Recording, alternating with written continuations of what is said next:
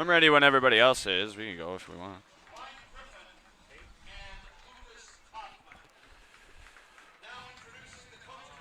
Are we live or are we live right at 7?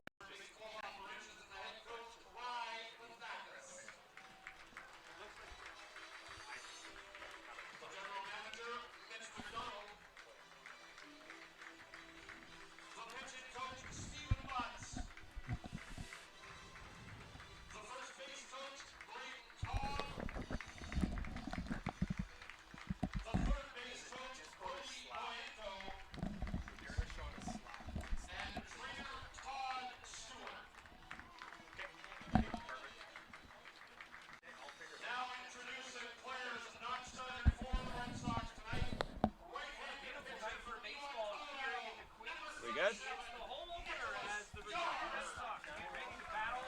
I have it. I have it. What do you would just say to go live?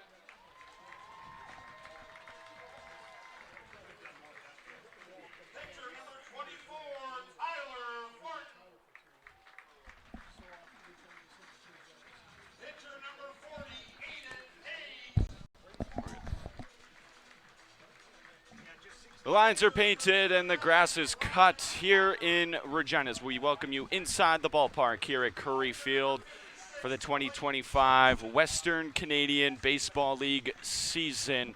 Ready to get underway as we finish the roster announcements and introductions here at Curry Field. Joined alongside with Elliot Wagner. Elliot, we're back at the ballpark. How excited are you to be back? Yeah, it's been a long wait, a long time for a lot of these players, a lot of these fans. Both these organizations, they look to get off to a good start and improve off of last season. Really a tale of two teams, really two different tales if we look at last season, both in the regular season, the postseason, how things started, how things ended. Rosters, very similar for the boys in red, a lot different for the guys in black as they look to change things up, really from head down. We'll get the national anthem here in just a few seconds, but you noted the really the almost anti-mirror story, complete opposite stories for these two teams that are playing here tonight. Of course, Swift Current, the 57s in town. They finished last in the division last year, getting beat even by the Weyburn Beavers. And Regina at the top of the division really dominated the East all regular season long last year. And you can see that in the season series, 7-1 in favor of Regina. Only 16 wins from Swift Current. Really nowhere to go but up as they look to just try anything else as they want to get into the postseason. Missing out on the playoffs the first time in, I believe it was 14 years last season. Regina, they've made the playoffs for the last 2 years. Were the first seed for, again, 2 years in a row. But for the second year in a row, they also fell out in the first round, losing to Moose Jaw in Moose Jaw in Ross Wells Park last season. A team that really got hot late. They look to do that as well, but these early games where you don't have maybe your full roster, where other teams don't have a full roster, you want to capitalize on that. Regina, a lot of familiarity really along their lineup. You look at guys like Matthew Fox. You look at guys like Brady By, Justin Samard, who's returning from 2023. You want to get as early as you can, as much momentum as you can, so that when other teams like Moose Jaw, like Medicine Hat, or even if you look at the West, like Okotoks, who already have a lot of their star players coming in, they actually lost last night, 12-11 in the league opener to Medicine Hat. But you want to get those early games so that when eventually you do find those tough opponents in the middle of the season, you're able to wrap it up. Yeah, and I think that's what the Red Sox are counting on as well, is kind of use that experience. And we'll chat a little bit more here as we hear O Canada here inside the ballpark tonight.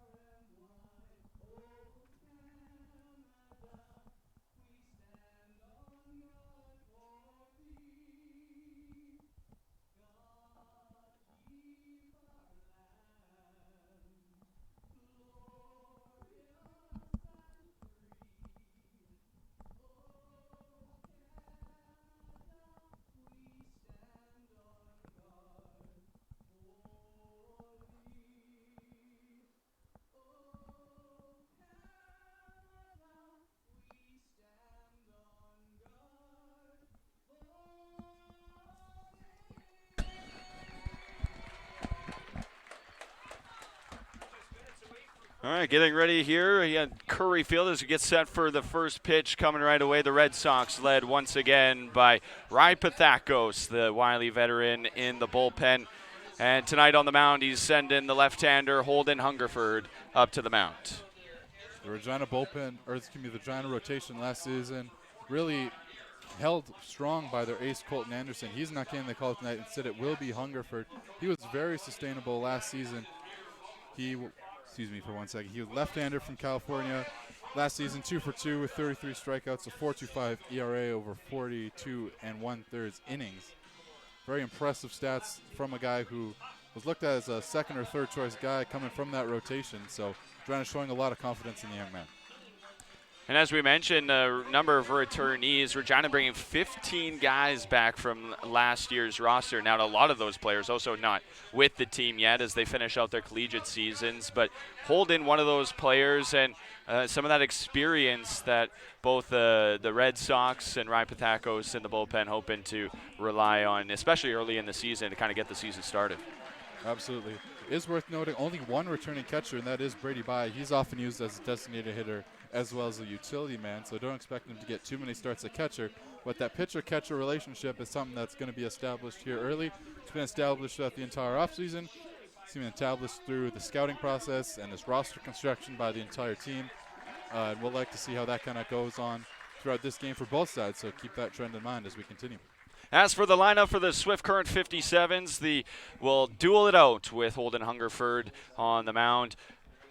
Batting leadoff for the 57s is Silas Hilton out in center field. Jose Ayala bats second. He also returns for the 57s. Gus Kane bats third. Donovan Borg in the cleanup spot. Batting fifth is Brady Alexander. Trig Mapes bats sixth. Luis Ayala in the seventh spot. David Jenks bats eighth. And rounding out that 57s lineup is Ethan Bailey at the DH spot this evening as the managers have a quick little conversation first with the umpires. Calling balls and strikes tonight will be Kevin Manzik.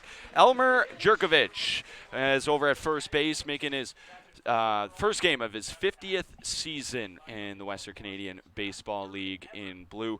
And Mike Smith will be rotating between second and third base tonight, the three-man crew in black today.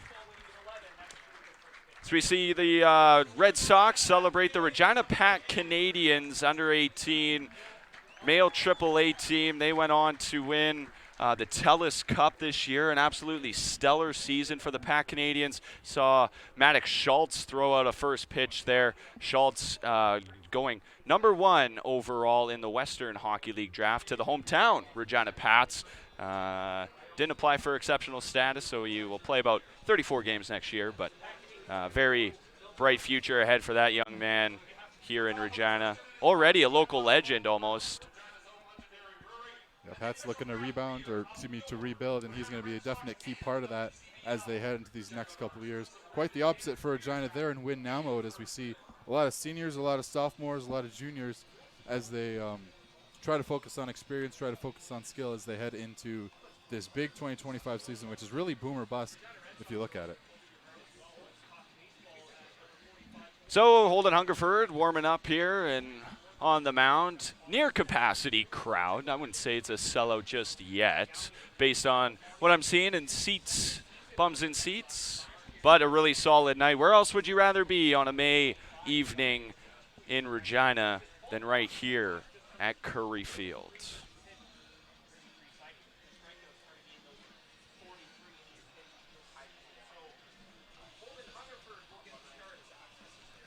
Looks like we're near set to go.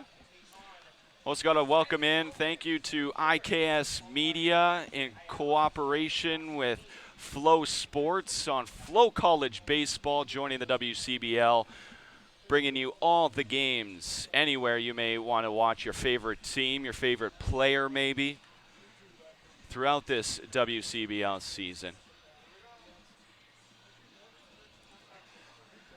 As here comes Silas Hilton to the plate to lead things off here in the first inning.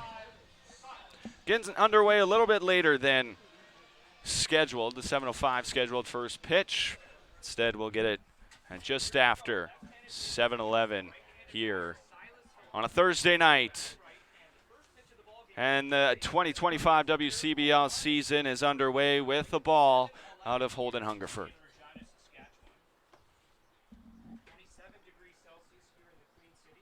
Hilton, a freshman at Trinidad State College, coming out here from New Mexico. Really solid player for the Trojans as well as Hilton, as he hits this one into right field, but under it is Melankin, who makes the catch. Out number one, the Red Sox have their first out. And here is the defense behind Hungerford tonight. First, we start with the battery. It is Hungerford and Josh Cholera at first base. Is Jaden Cholera at catcher this evening. We've still got a bunch of new players and new faces to get used to. Again, James Wright over there at first base. Justin Samard, who makes his return from 2023 at second. Riley Bender over at third, and in short, Matthew Fox, who is key to this Red Sox defense. And then left to right, Jordan Tucker, Raphael Jackson, and Matt Melankin over there in right. Another catch out there. Hungerford threw 2 outs here in the first. Hungerford working very efficiently. Red Sox picking up right where they left off in the season series last year against the 57s, dominating defensively, and expect things to really keep getting hot as they turn this lineup over. Pitching was huge for Regina last year, although they did bring the bats as well. But this staff very experienced. A swinging strike as Gus Kane comes up to the plate for his first at-bat of the season.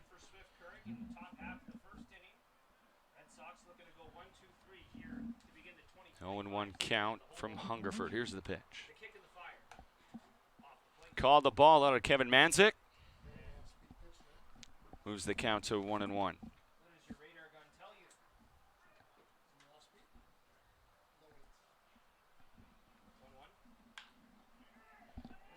As Kane is swinging this one into left, under it is Tucker as he makes the easy grab.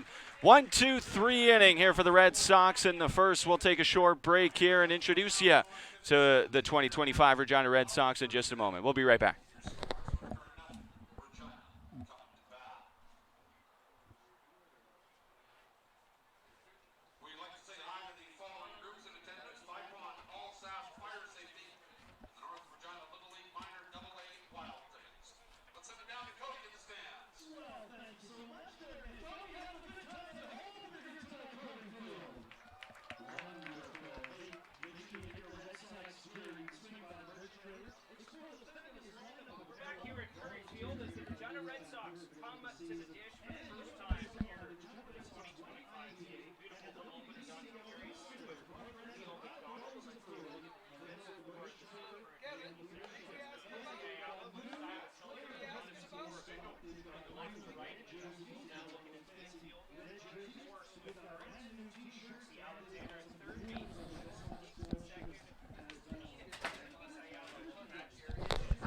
They do run like a little bit of just like ads and stuff in between innings, right?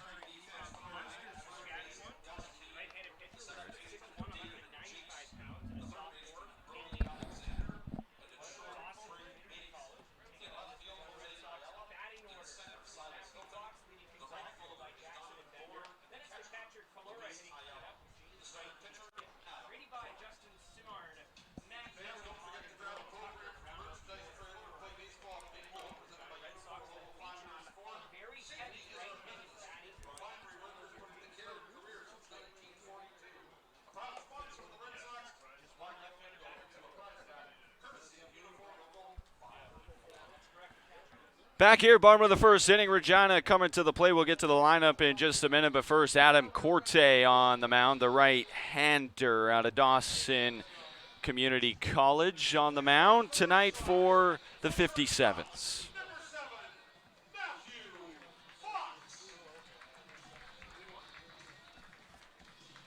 First out for Regina is the shortstop, Matthew Fox.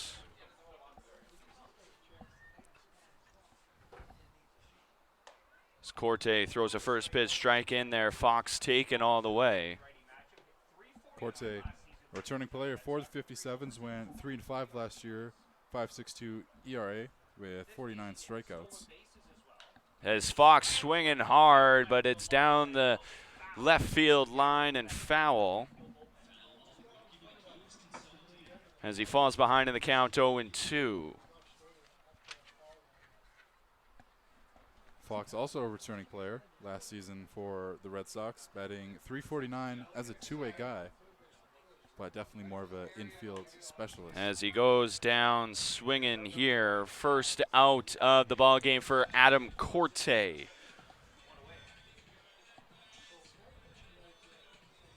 As he gives a little bit of a note to Raphael Jackson, who comes up. He bats second. As for the rest of the lineup, Riley Bender bats third. Jaden Cholera bats fourth. James Wright bats fifth. Brady Bide, the DH tonight, as Jackson fouls off that one. Matt Melancone bats eighth, and Jordan Tucker bats ninth. What I like about this Red Sox lineup, there's a good mix of left-handers. That's Jackson currently batting Cholera, as well as Brady Bye at the sixth spot. This one well high. Called the ball out of Manzik.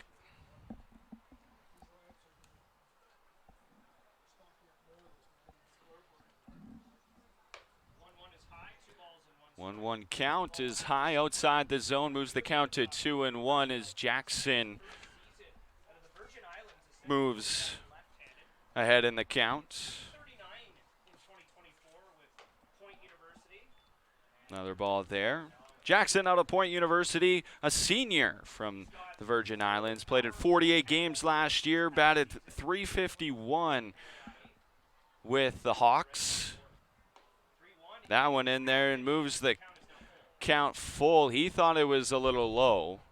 Started making his way towards first. Little bit of slug out of Jackson. Slugged .512 with an on-base percentage of .411 with the Skyhawks last year. Walked 18 times.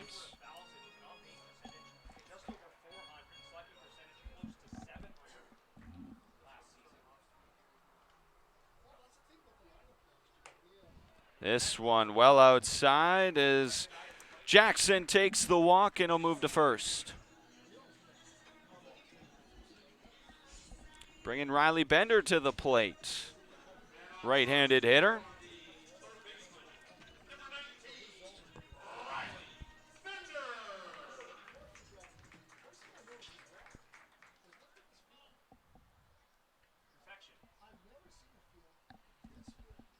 First pitch of the at-bat.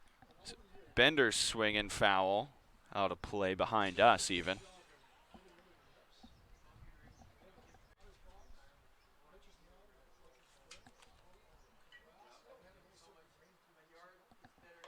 That one well inside. Moves the count to 1-1.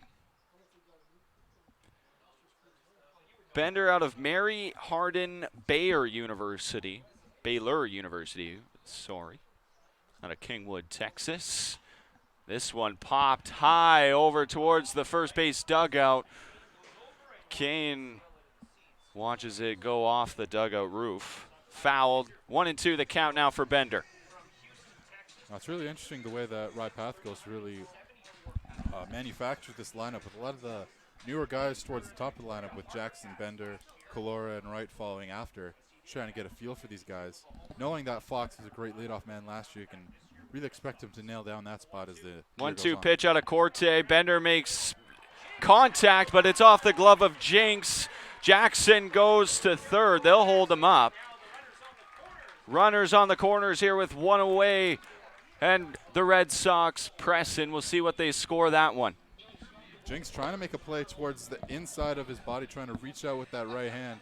Really a tough play for him. Just kind of bounces off the heel of his glove as it rolls into center field. Really heads up play there from Jackson, getting on his horse, trying to round around second. Hit. And they are ruling that one a hit. And as you mentioned, Elliot, a really tough play for Jinx there. Yeah, score is going to give the fielder benefit of the doubt on that one. Both parties will take that as you mentioned, runners on the corners. Regina already threatening here with only one out. Jaden Kalura in now. First pitch, ball. Second pitch, called strike. Runners on the corners for Kalura.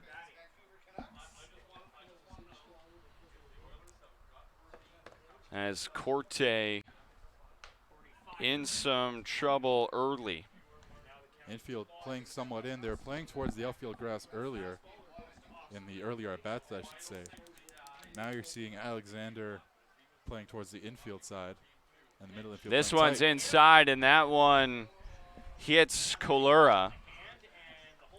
They will hold Jackson at third, but the base is loaded now for James Wright.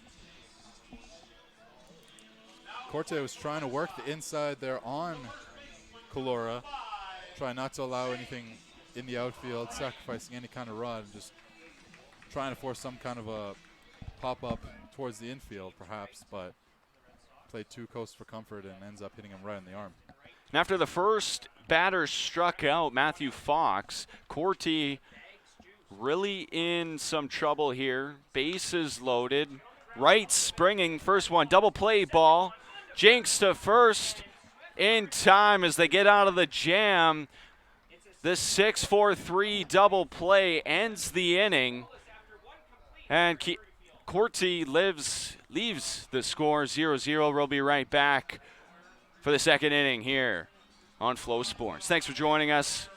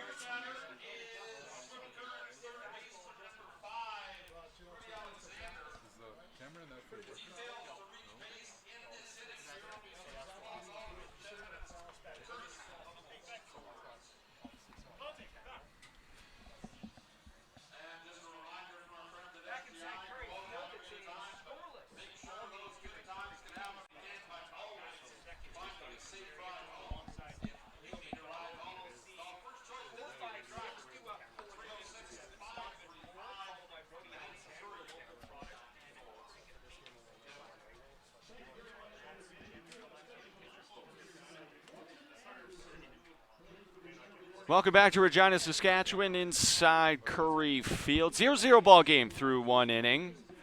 57's coming to the bat for their second attempt.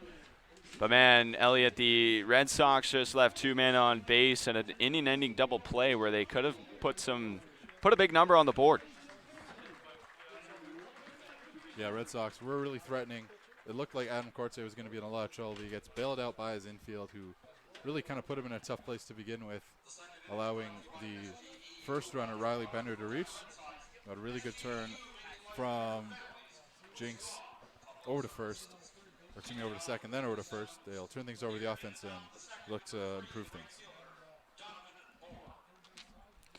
So the lineup, or the due-up rather, Donovan Borg, Brody and Alexander, and Trig Mapes, hoping to get something, at least a runner on base, as Hungerford sent them down 1-2-3 in the first. Yeah, all players flying out to a different outfielder, first to left center, then to right. That was Hilton, Ayel, and Cone.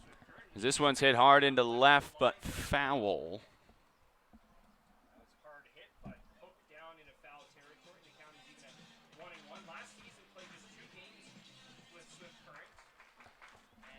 Borg, one of those few returning players for the 57s. Did play in 2 games. From St. Clair, Minnesota. Takes that pitch just outside as it moves the count to 2-1. 2 appearances for Borg last year, went 1 for 5, 200 average. That one in there from Hungerford evens the count at 2. Struck out twice.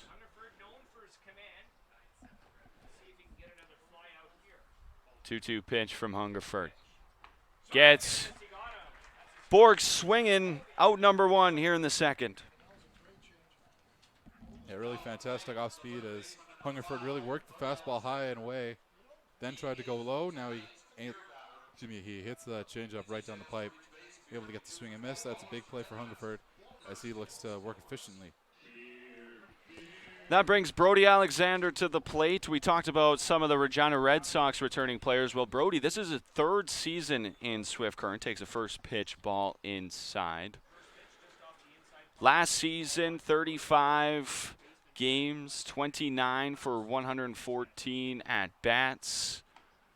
Takes a first pitch strike or second pitch strike. 254 average, had 29 hits, 8 doubles, 5 homers, a little bit of power, 23 ribbies. Also walked 23 times. Is that one a check swing foul ball to the right side of first base?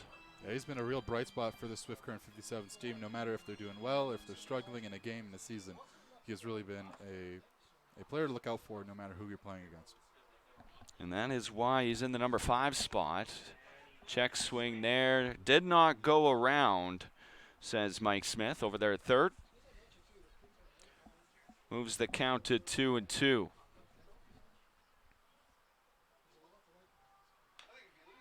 Fouls this one back to the backstop.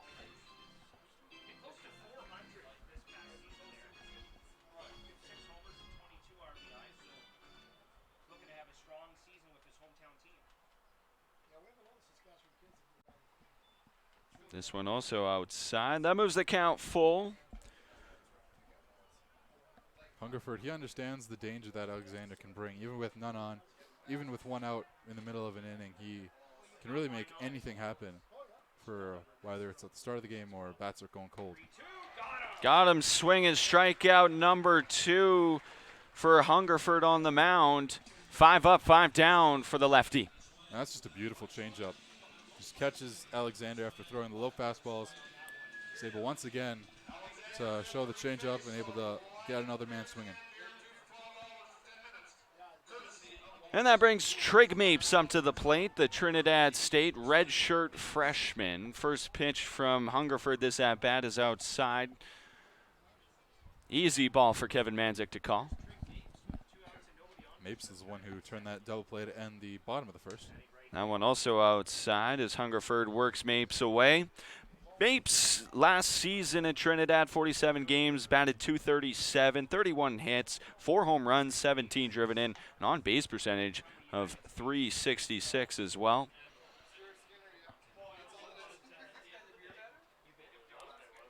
As the count 3-0 here early to Mapes. As he takes that one all the way, and it's a 4-pitch walk for Mapes. First base runner reaches for the 57s, but it's not a hit. Bringing the catcher, Luis Ayala, another returning player for the 57s to the plate. Everyday catcher for the 57s last year. He looks to nail down that spot again this season. Once again, batting towards the bottom of the lineup as he did a year ago. Hungerford gets out of the jam, throws his first strike since getting that strikeout 2 batters ago. Ayala last season with the 57s in 51 games, a .239 average, 31 runs scored. As Kalura kind of lost that one. 43 hits, 11. Oh, I'm looking at his brother Jose. Looking at his stats. Common error, I feel. This one well inside as well, moves the count to 2-1. We'll go back to Luis last year, 38 games, 173 average, 19 hits, 5 driven in, walked 18 times, only struck out 9 times, so makes a lot of contact. This one, he makes contact with the Fox at short. He goes the easy way to second as Samard makes the easy grab.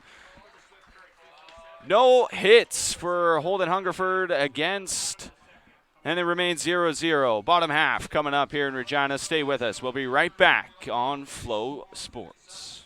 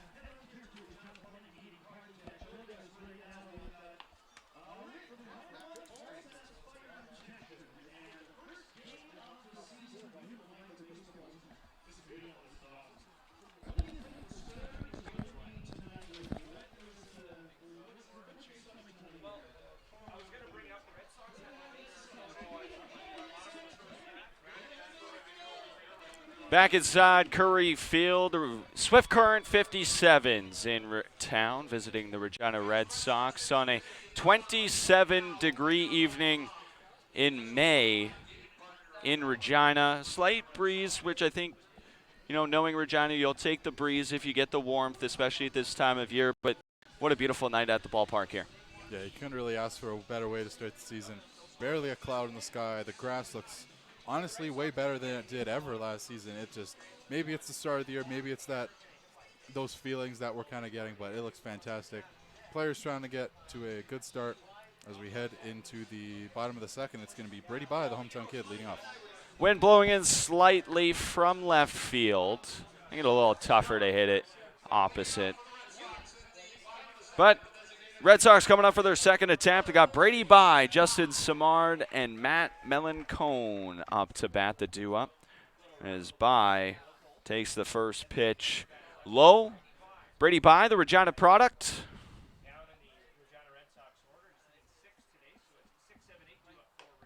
Another pitch high and outside as Corday looks to correct the low and inside pitch from the previous.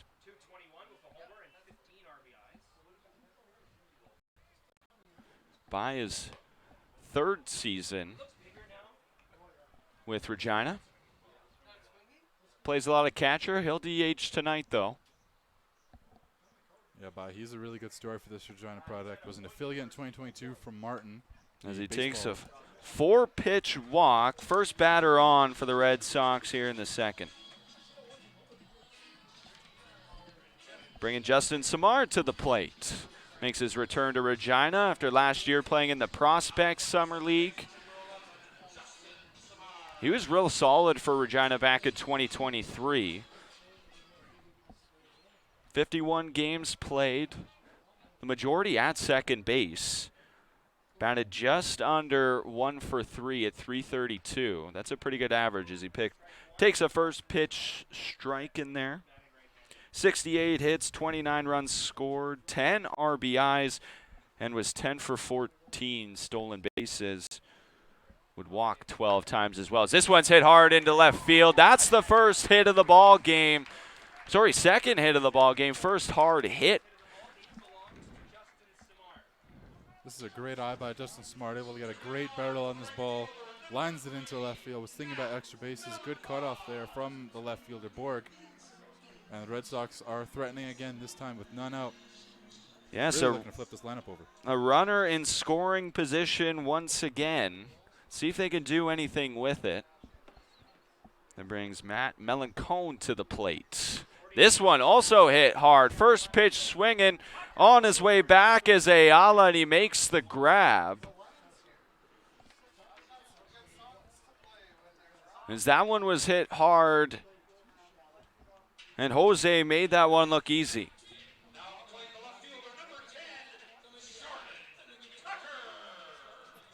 Yeah, Ayala in left. Looked like that one was really going to go over his head. Was able to track back, fight off the sun that's currently going down, but it's still very much a challenge for these outfielders and make the play. Jordan Tucker also first pitch swinging as the Red Sox look to be aggressive against Corte. Fouls that one off, though. Tucker didn't play last year with his college team, so he fouls this one off as well. Tucker, sophomore at Rogers State, but in 2024 with Hutchinson College. Batted .365, 66 hits, 8 doubles, 5 triples, 5 homers. Drove in 45, and he had a decent slug there as this one's popped first base side. Under it is Kane, and he makes the grab. That's a fantastic play from Kane, leaning over the Red Sox dugout, able to track it well. A couple balls hit towards that area of the shade, making it a lot easier for him with the sun. A really heads-up play, and just like that, there are 2 gone. Swift Current defense doing a great job for his pitcher, really helping him in a lot of these tough situations so far in this game. That makes Matthew Fox back to the plate. The shortstop takes a first pitch ball after striking out in the first inning to lead off the ball game for Regina.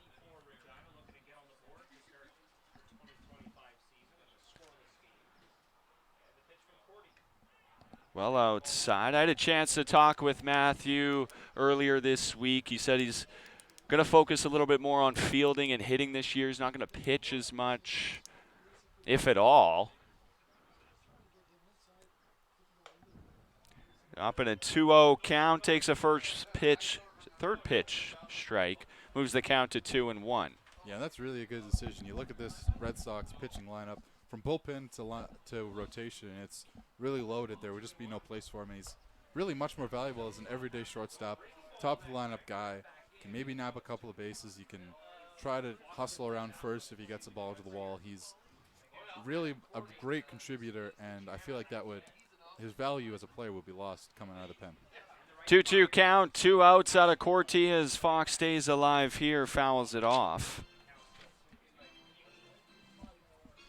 Corte already up at 34 pitches here through an inning and 2/3. It's the Red Sox making him work early. Payoff pitch. Hit hard. This one's right at the left fielder, Hayala. He's under it. Makes the easy grab for out number 3. So the Red Sox leave another on base in scoring position. Score remains 0-0. It's opening night here on the WCBL and on Flow Sports. We'll be right back at Curry Field.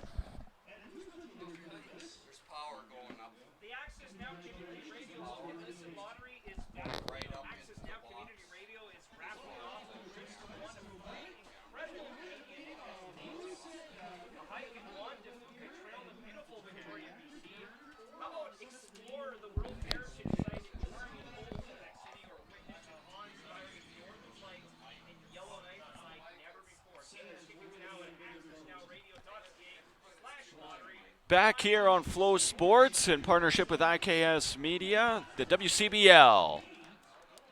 In Regina, the Red Sox and 57s locked in a 0-0 tie as we head to the 3rd inning. Hungerford back on the mound. Elliott, what are you seeing out of the sophomore so far? Well, in that 2nd inning, I saw him really try to work that off-speed pitch quite a bit. He struck out 2 with the changeup, that being Borg and Alexander. Able to get those first 2 outs. Threw to Mapes, tried to go low and away, wasn't able to really work anything, ended up giving up a 4-pitch walk. Was helped out by his defense to record the last out as he faces 8-9 and back up to 1. We'll see what he gets as he gets ready for the 2nd time through the order, but he's worked extremely efficiently, to say the least. So David Jinks will lead things off here in the third, followed up by Ethan Bailey and Silas Hilton, the leadoff batter. First pitch, big swing out of Jinks to get things started. Jinks, a UMaine Augusta product. He's a freshman. That's the biggest thing I noticed out of this 57's team. Very young, a lot of freshmen. In fact, 4 freshmen in the lineup today as he swings at this one in the dirt. 3 pitches and a strikeout for Hungerford. Got 2 fantastic curveballs on the outside. There you get the big slider just dropping right down the middle of the plate. Cleanly turned from catcher to first. That's a play that's going to be turned a lot all season, and you wonder if maybe there's going to be a little worry early on. Those arms getting kind of cold. See it done well as we see the 9-hitter. Yeah, Silas Hilton steps into that right-hander's batter's box. First pitch swinging. Dribbles it foul down the third base line. And you kind of mentioned the youth of the 57s, and there's a reason for that. It's because their coaching staff very player-oriented there. That's going to help the development a lot. You know, Rudy Estrella, Kenny Jinks, Kopi Bubash. As this one, after he fouled it down the third base line, is a hard fly ball down the first base line, but also foul out of Bailey. It's also worth noting new president for the 57s, that being Jamie LeBlanc, an experienced member of the 57s board, getting that position this year. This one also in the dirt as Bailey's swinging. Easy throw over there from Kalura. Back-to-back strikeouts here for Hungerford. Well, I mentioned how last year Colton Anderson was really the ace for this Regina rotation. Right now, Hungerford, he is contesting him for that spot here early, to say the least. Fantastic work of the off-speed pitch, as we see early in this game as we go back to the top. I think Rai Pathakos and Stephen Butts would take more than one ace in that rotation this year. If they can just send up 2 or 3 guys up on the mound to start a ball game and pitch deep all season long. That's just a fantastic curveball, I got to be honest. He's thrown that a couple times in this inning, and 57s, they've just had no answer for it. Righty or lefty. 0-2 pitch. Hit hard, but it's right at the third baseman. Bender, the line out is caught. 1-2-3 inning once again. Remains 0-0. We'll be right back here on Flow Sports. Thanks so much for joining us. We'll be right back after this short break.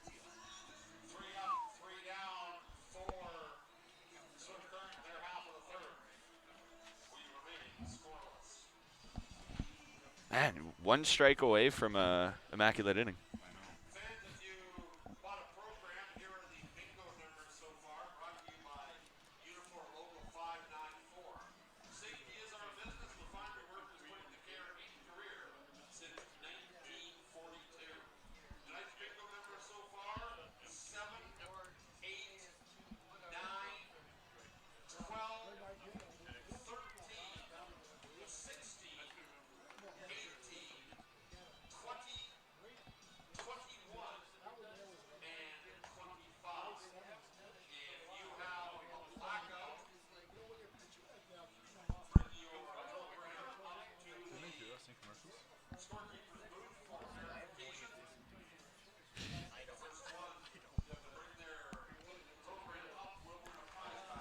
Bottom half of the third inning upcoming here at Curry Field. Adam Corte back on the mound, the right-hander pitching okay. But for Regina, they've got runners in scoring position each of the first 2 innings, but haven't been able to score yet. I'd imagine that with 2-3-4 coming out for the second time in this lineup, they'd get a little bit more acquainted with Corte. A lot more of a fastball kind of style, just trying to work the edges of the zone. Raphael Jackson, he walked his last time up, so he's got better eye. We mentioned his slugging stats in college as the lefty. He's going to have the advantage with the matchup as he looks to start things off in this third inning.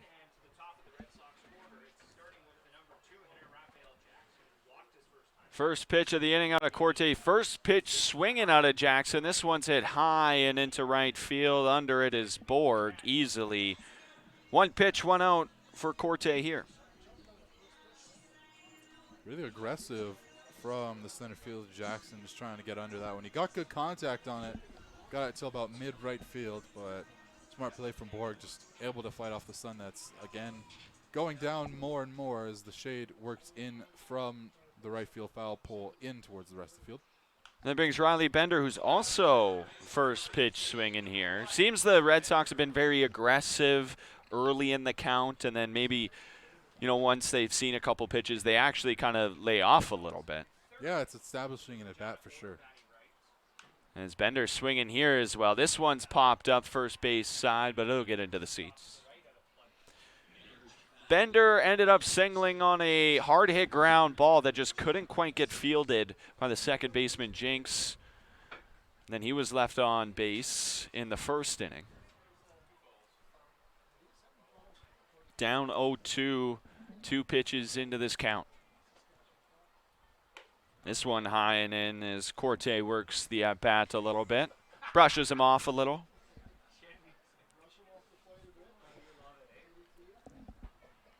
Moves the count to 1-2. 1 out pitch. Bender swinging again. Corte goes for the behind the back attempt, but Bender called safe at first on the close play. Marpus with a good throw, making the leading field. I'm not really sure what Corte was trying to do with that backhand. It was a slow dribbler bouncing off the front of the mound. He tried to make a play on it. His body weight was shifted, so he couldn't grab it around, turn around to grab it, excuse me. Shortstop making a really great play coming in, but we see the speed there of Bender. That's something that this Red Sox coaching staff is going to take note of here as we head into live games. The fact that Mapes even made that play close was stellar in itself. This one well inside. Moves the count to 1-0 to Jaden Cholera. Yeah, the Swift Currents defense, especially their infield, we've already seen them turn one double play. We've seen them get their pitcher out of a lot of jams. They've done a really good job today there. Ryan just able to get it out. Cholera hits this one, a blooper over the second baseman's head. Bender's going to hold up at second, though, and it's 2 runners on here with 1 out in the third for the Red Sox. Cholera just gets the underside of this off-speed pitch that just hits the zone. Not quite the location Corte was looking for. Droops over the head of the second baseman, Jinx. Runner was thinking about going for third, but well too shallow for Bender to even really think about it, or even really execute on that, I should say. And once again, we see the Red Sox threatening. Wonder if the mindset of these next batters is going to change. Well, one thing I remember from last year was they would leave a lot of runners on base early in the game.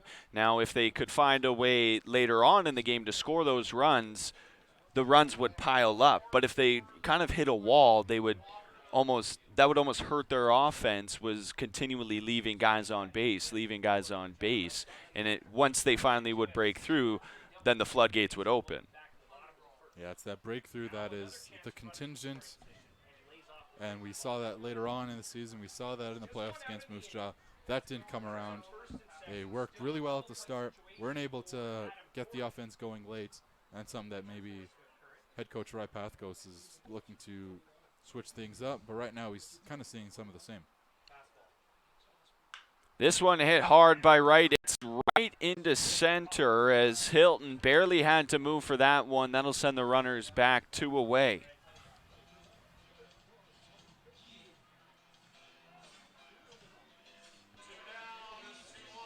That brings Brady Bye back to the plate.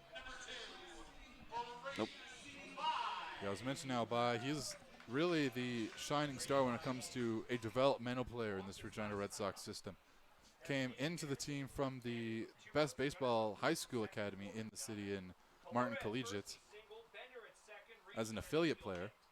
By first pitch, swing and fouls it off. Sorry, meaning he didn't play in the 2022 season until the very end where he got a couple of reps in. Then last season he was more of a integral piece, and now we're seeing him here opening day starting at designated hitter, and you can expect him to rotate in behind the mound a couple of times. 0-1 pitch from Corte well outside. So Brady Bye's at the plate. Riley Bender's over there at second. Jaden Cholera at first. And you notice a lot of success around teams that can develop people in their own yard. Great pitch out of Corte there. The slider cuts in there. Moves the count to 1-2. As Bye behind in the count with 2 out.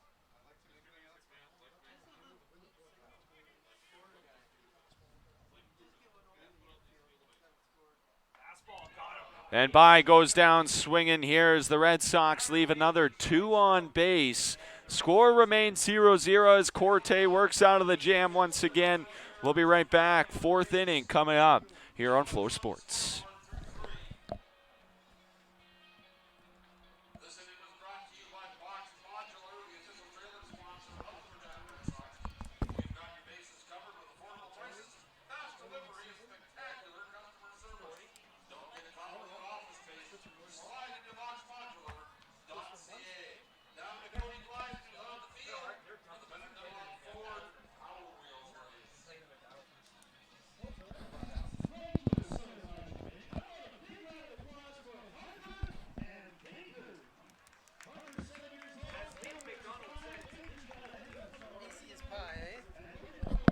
Like riding a bike.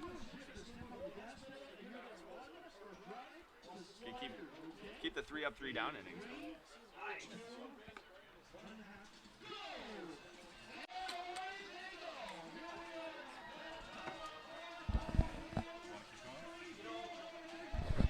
you want to go? Do you want? It's up to you. No, I'm good. Do you want to get a couple of reps in? Yeah.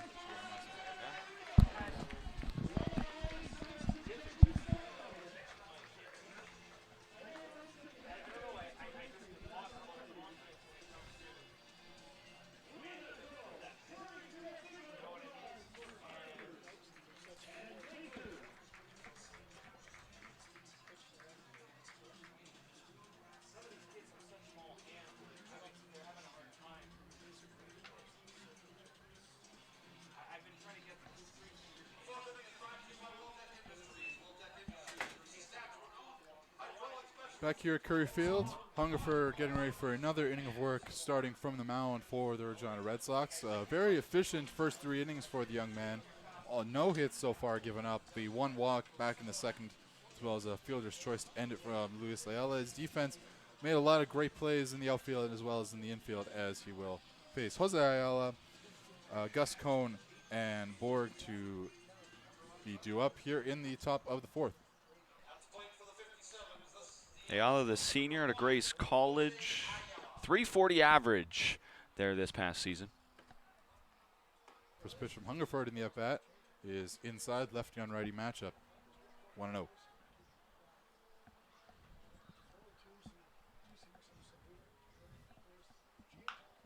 Here's one hit hard, but it'll go foul along the left field side, going foul in the infield, still 1-1.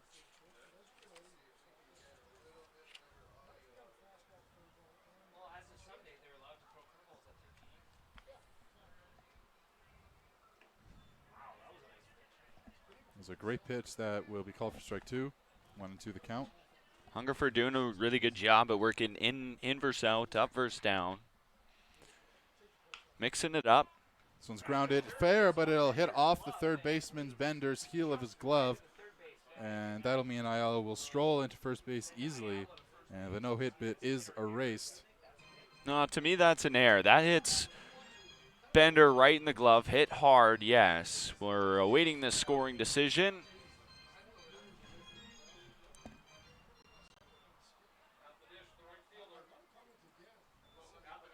Nothing official yet. We'll update you as soon as we get it. Now up, it's Gus Cohn. They are going to call it an error.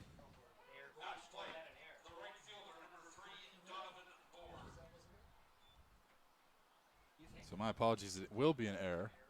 That is what Ayala will reach first base on. Lefty on lefty.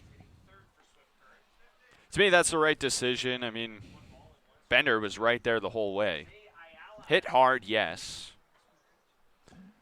Yeah, off a hop. That was going to be a tough play for any third baseman to make. Great off speed as that one dips just at the right time. Big hack and a big miss from Cohn. It's 1-2.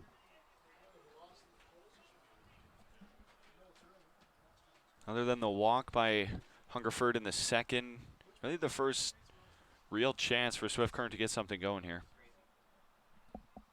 1-2 misses away. Check over first runner not going. Let's take a look at the out-of-town scoreboard while we have a second. In the bottom of the third in Weyburn, the Berries and the Beavers are tied at 0. In Medicine Hat, the Mavericks and the Moose Jaw Miller Express tied at 1 in the bottom of the second.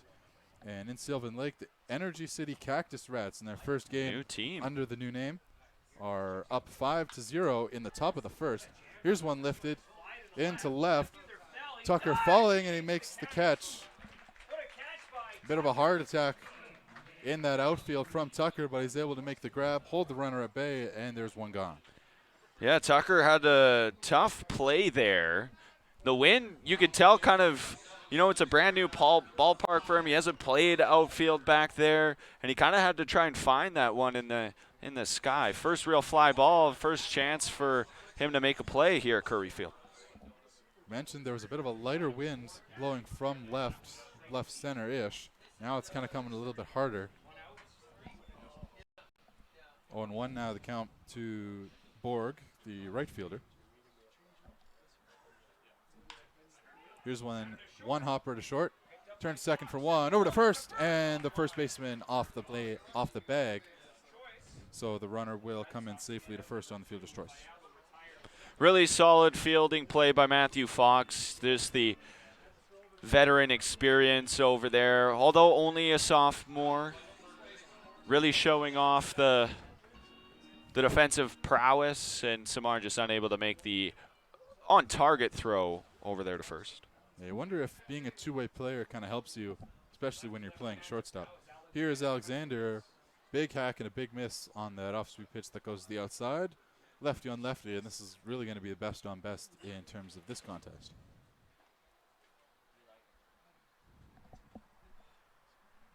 Oh, one. Check swing. They will appeal. Unsuccessful 1-1 now to Alexander with the runner on first. Tough appeal call for Mike Smith there when he has to cover the second base bag instead. 1-1, another big hack at that off speed. Looked like a changeup towards the outside. Alexander down 1-2. Outfield in on the left, out to the right. As the right fielder playing all the way out to the warning track for the power man Alexander. 1-2. Outside, check over to first. In time! Wow, what a throw by Jaden Cholera to get the guy out at first. Right wow. With the tag, a heads-up play from the Red Sox defenders, able to catch the Swift Current runner napping, and that will end it. After the top of the fourth, we are still knotted at 0. We look to get our first run of the ball game in the bottom of the fourth. After this on Flow Sports College.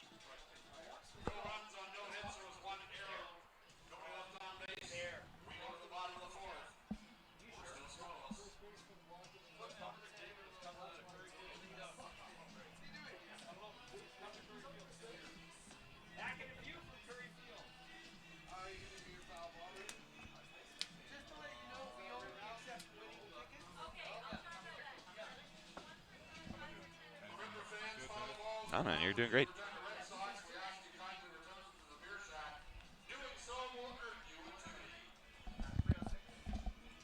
Talk about that play when we get back. This game is, making me actually think. What can I make it easy on you, Harry? His first game, and you always go, okay, pick the right thing, Yeah. right?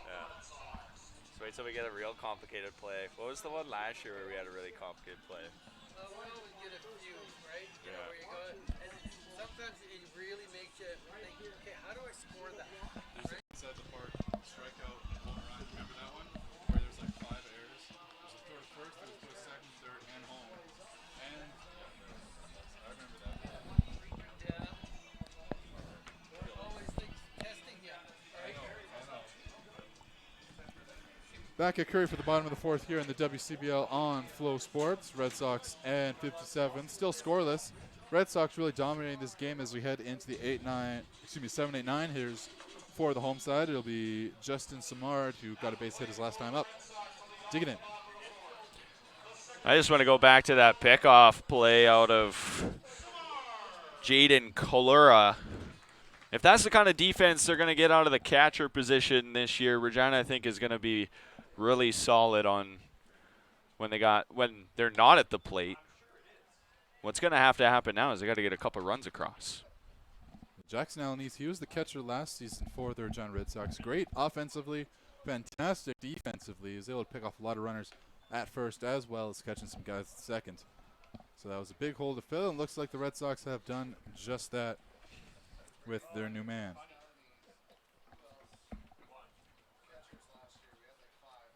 Smart swings and misses at that one. It'll be called a tip. 2-1 the count.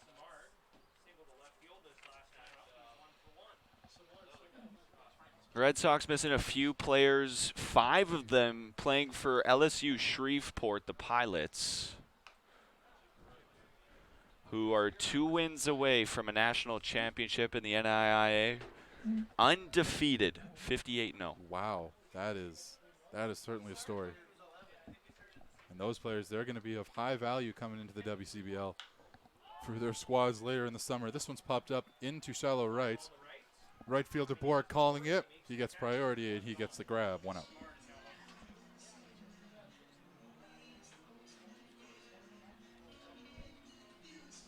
Decent at bat out of Justin Smart.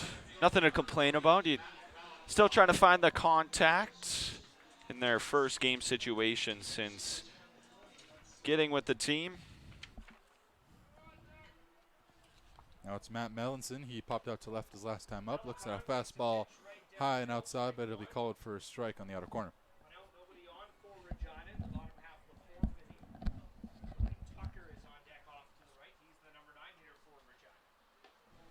Arching curveball. See me, that was looking more like a slider as it drops inside to Melanson. 1-1. Mellon Cohn definitely was ready to take that one if needed. And you see the movement there on the cutter. Hits the upper part of the zone on Mellon Cohn, 1-2.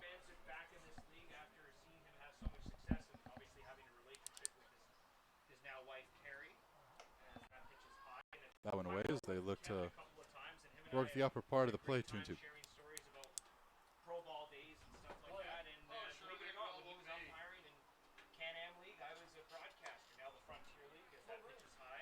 Count now full. You know, we talk about how both sides really going in different trajectories. Red Sox looking to take that next step going to the championship. For the 57s, anywhere is really going up. This game really crucial as we get to that. This one's fouled off. So what do you think is going to be the key for the 57s if they want to get out of this kind of slump that they've built over the past couple of seasons?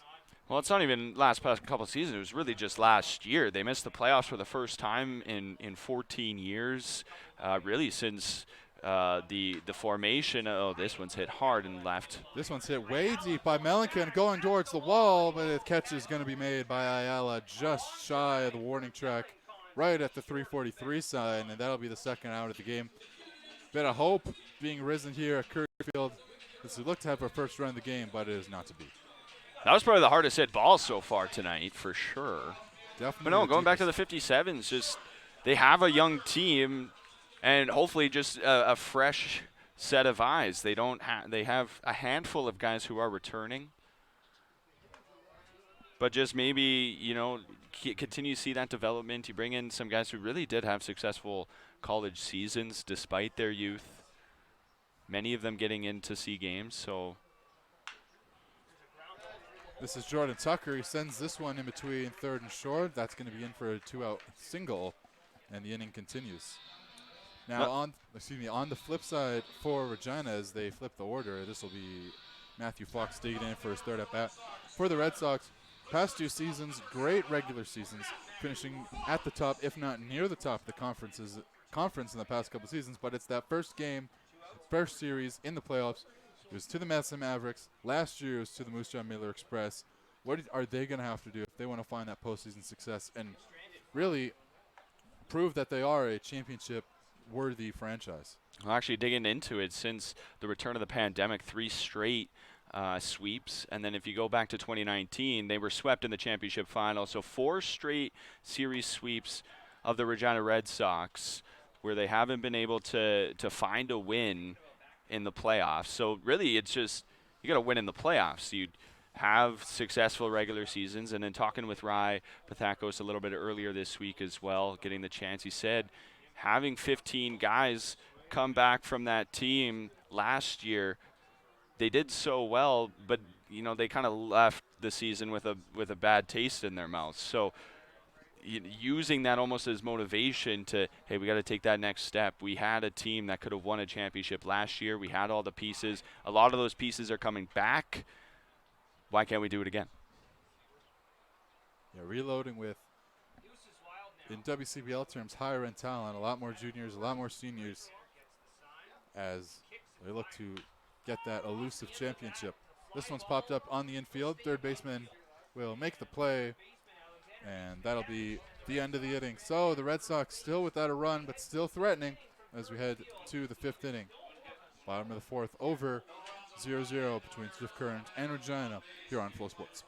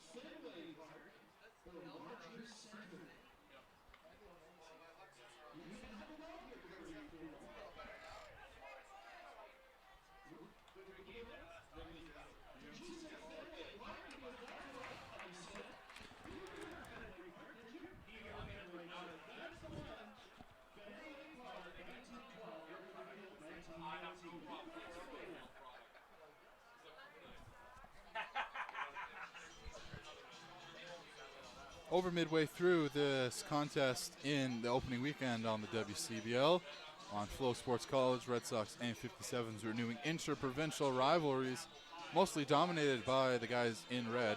They've done so on the score sheet so far, but not on the scoreboard.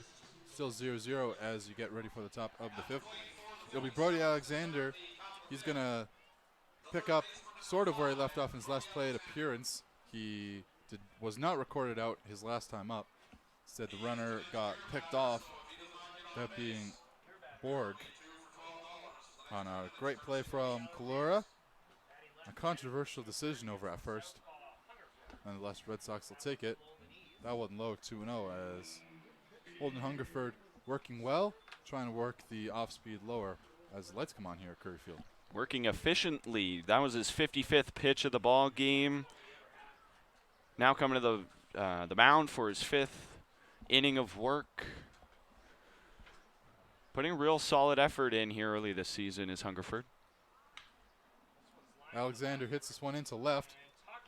Tucker looking to go in a couple steps. He needs to shuffle back just a few and makes the catch, 1 out.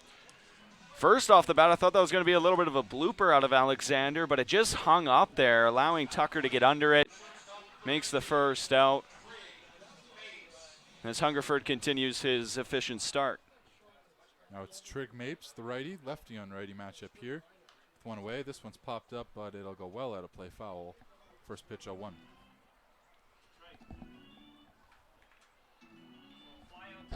Mapes walked his first plate appearance. I thought he worked a really good at bat. I mean, four straight pitches out of Hungerford for a ball. Mapes hits this one into center. Going after it is Jackson. He'll make the grab, shading to his left. Out number 2 recorded cleanly. Just the same old out of Holden Hungerford so far this evening. Liking what I'm seeing. Working fast, working efficiently. Pitching to contact, but he still has worked in a couple strikeouts. Fastball looks good. Decent movement on his breaking speed. Luis Ayala will look at a first pitch ball in the outer part. Now it's an interesting decision for pitching coach Stephen Butts as well as head coach Roy Pathkos. How many pitches do you want your starter seeing here early on in the year as this one goes to 1-1? He's pitching good. Why take him out? The question of how depleted do you want your bullpen going into a travel day in a few days against Mazenhaz. This one's popped up. It'll be shallow into right. Going foul, a diving catch, but it will go foul. Fantastic play by Melankin, trying to make the diving catch just at the line. Really no one was able to follow that one. Melankin with the positional priority will watch it go foul. I think we saw the wind kind of play a little bit of a factor on that one as well, as it looked like maybe it was going to drop right in between the right fielder, second baseman, first baseman, but blows foul. And Hungerford gets another chance at this one. Regina somewhat catch a break. 1-2 to Ayala. And Ayala's got some speed. He could have. There's a dribbler over to first. Wright will pick it up and step in the bag with a couple steps to spare. 1, 2, 3. That's how the 57s go down. We'll go to the fifth. 0-0 after 5.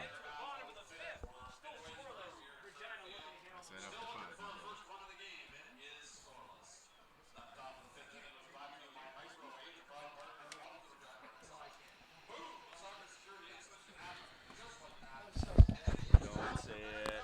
Don't say it. What? Why not? I'd have one. I'd have one. What are you getting? IPA. I like those IPAs. They're good. Yeah. Hungerford has been on in his game. The southpaw for the Red Sox. 5 innings, no runs, 1 walk, 4 strikeouts. As here's the final out of the top half of the 5th inning. We come to you in the bottom half of the 5th. At the top of the Red Sox order is 2 up. There are 2, 3, 4 coming up to the plate. Jackson, Bender, and Kalura. Yesterday's right-handed pitcher, Adam 40 for Swift. He's from Swift Current. Well, so far tonight, 4 innings, 5 hits, no runs, 2 walks, and 2 strikeouts.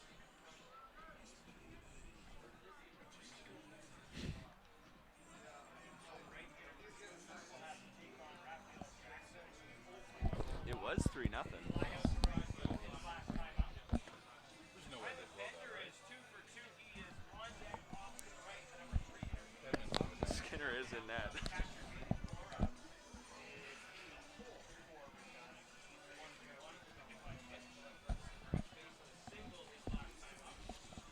Still resting at double zeros here between the 57s and the Red Sox here on Flow Sports College. Near the top of the Red Sox orders, they'll look to break things up. It'll be Raphael Jackson, Riley Bender, and Jaden Kalura digging in here against Adam Corte. They've had success hitting, but not scoring. Been a common thread of this game. This one's hit into center for a one-hop base hit for Raphael Jackson. His first hit of the day and its second time on base. First hit of the season for Jackson. Now the Red Sox have had a hit in each of the first 5 innings. They've had runners on base. Just got to get one around the bases and to score. Riley Bender comes in. We talked about the Red Sox being aggressive early in at-bats, and I think that's kind of what's led to the long day for Adam Corte in terms of the pitch counts. That is 70th pitch of the ball game. He's faced 20 batters. Has 2 strikeouts. He's only had 2 walks, 6 hits now. This one's hit into center. Hilton gets under it coming in, and Milton will make the grab. Just maybe not taking enough pitches there. I think count was early. Maybe don't have to swing at that one. And just not hard contact right at the center fielder again. Jaden Kalura, he has yet to be retired in the batter's box. A hit and a hit by pitch.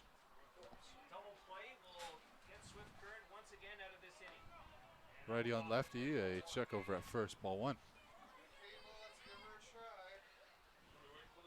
Corte's still pitching pretty well. He's not a big power pitcher, but man, the movement on his slider has been very good to see. Here's one popped up. Alexander is under it in foul ground. makes the catch coming towards fair territory. Out number 2 recorded from the all-star third baseman. Man, more of the same, though, out of the Red Sox. Just can't get a guy to score. As we head here, bottom of the 5th inning, both bullpens quiet thus far. No one up, no one stretching, no one getting warm. James Wright will dig in. He's looking to get his first hit of the game. He grounded out into a double play back in the 1st inning. Oh, and misses low with the fastball 1-0. We'll say we are sort of starting to see the command waver out of Corte now at 75th pitch of the ball game there. It's not the same command that he had earlier in the game. He was working off speeds like no one's business earlier on. Runner going here. Throw down to second. It's going to go into center field. Taking a hack at third. It's going to be Jackson, but he will return to second base, realizing that the ball had slowed rolling into rolling into center.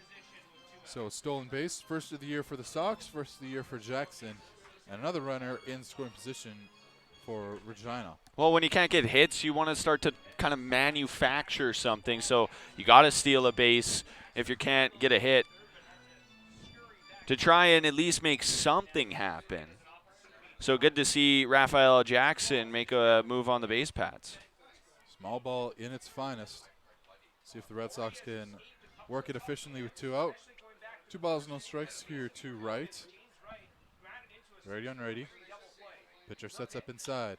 Right pops this one up. It looks like it's going to be in the infield, going towards shallow right. Coming in is Borg. He'll slide right underneath of Triggs. Jinx ended up making the catch there. Yeah, it was Jinx, making the catch over the right fielder. And we'll go into the 6th, end of the 5th. No runs, 1 hit, a stolen base, and a man left on. We are scoreless going into the 2nd third of this game.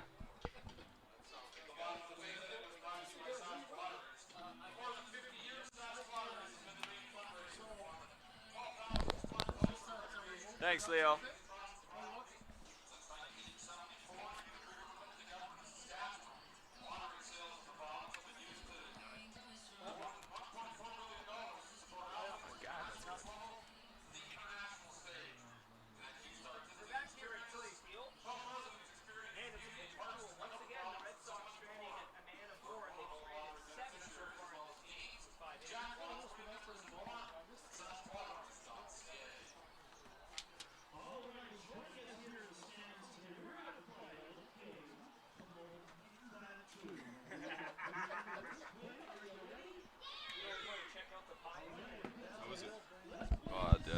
That's one of my favorites.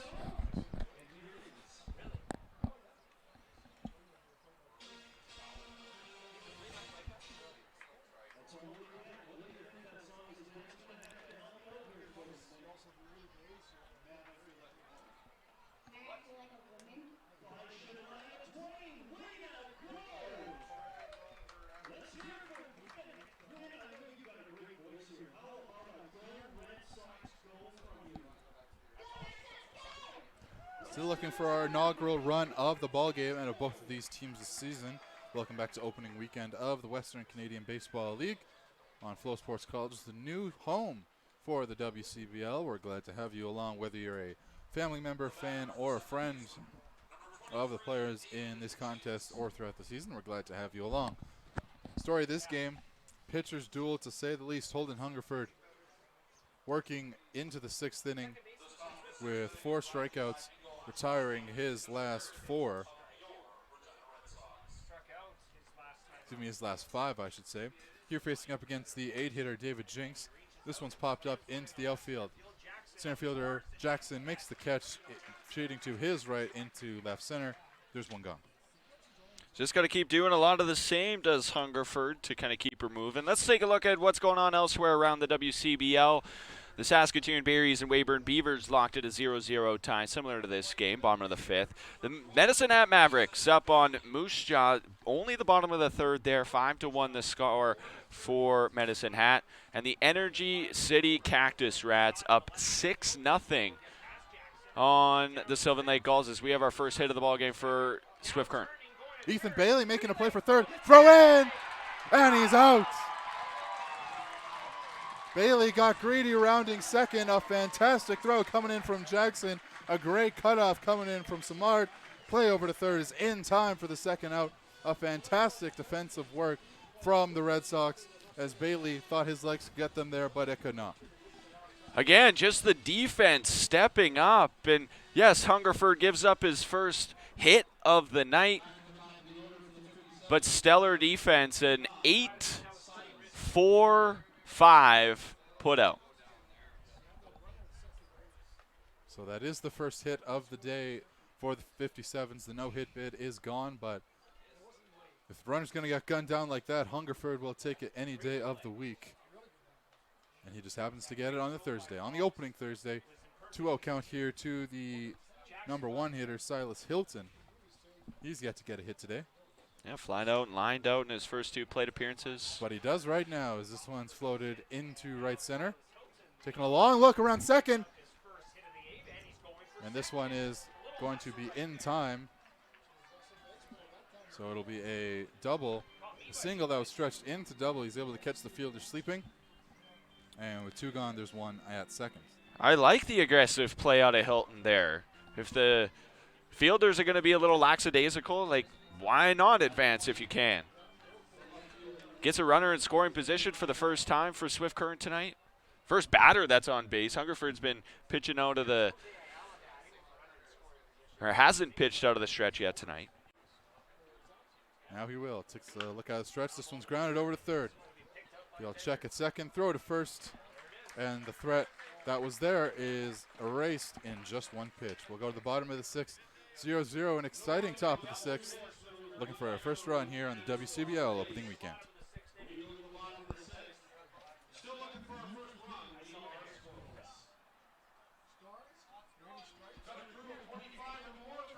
Up.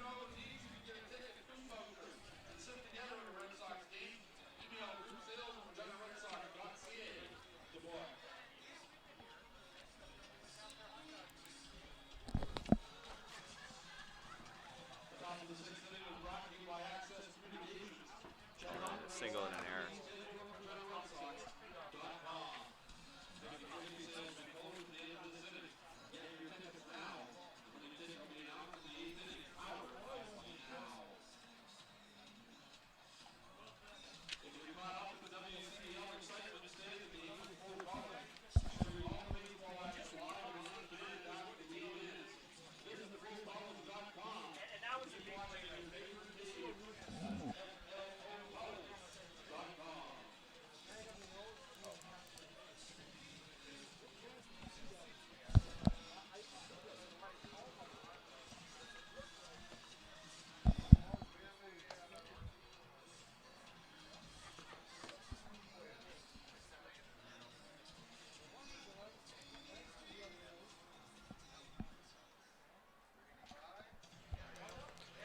Corte coming out for the bottom of the sixth inning. He'll be greeted by the first man he will face. He's got some help from his defense, as has his opposing pitcher, Colton Hungerford, as we saw in that last inning. A fantastic throw in from center from the new center fielder for the Regina Red Sox in Raphael Jackson. Real highlight so far of this game. Hate to say it again, still looking for a first run. A great pitch on the outer part for strike one. Catching by looking. Yeah, sorry for not taking over there. Brady Buys stepping back in. Third plate appearance. 0 for 1 with a walk and a strikeout this evening. Corte gets him swinging there. 78th pitch of the game for Corte. There is a righty going in the Red Sox pen. As perhaps they look for a worst-case scenario if that were to come up. 0-2 pitch from Corte is inside and in the dirt. By doesn't go. Moves the count to 1-2 now. Although runners have been on in each of the each inning so far for Regina, just two leadoff runners on as this off-liner from By goes right at Mapes, and he makes the play. Simple play for Mace, just had to set his feet, wonder if he had to step in or not. Did not. Able to scoop the ball cleanly in the air, 1 out. Brings Justin Samard back to the plate. He's 1 for 2 tonight, single and a fly out for the right-handed batter.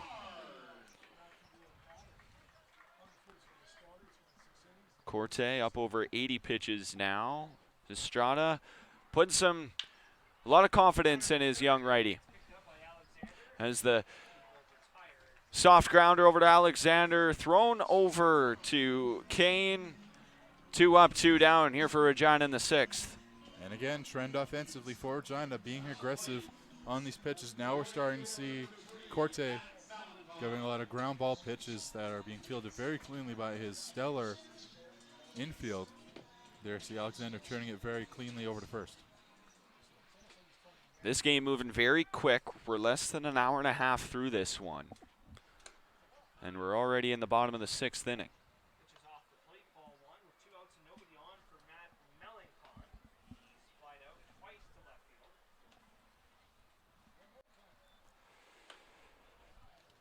That pitch in there from Corte evens the count at 1.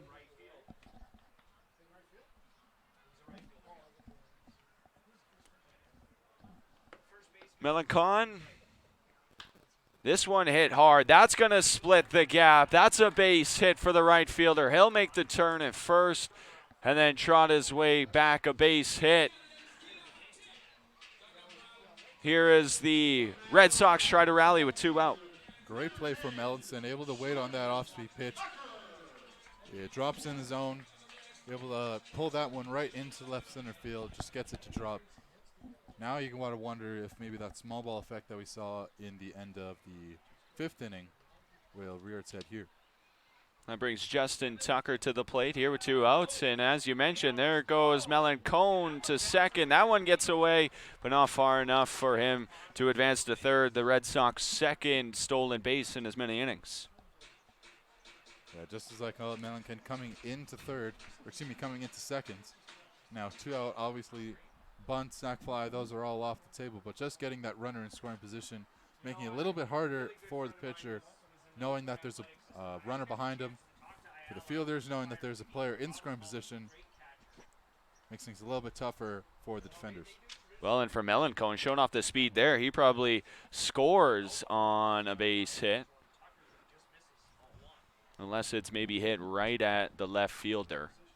But anything in the gap will score.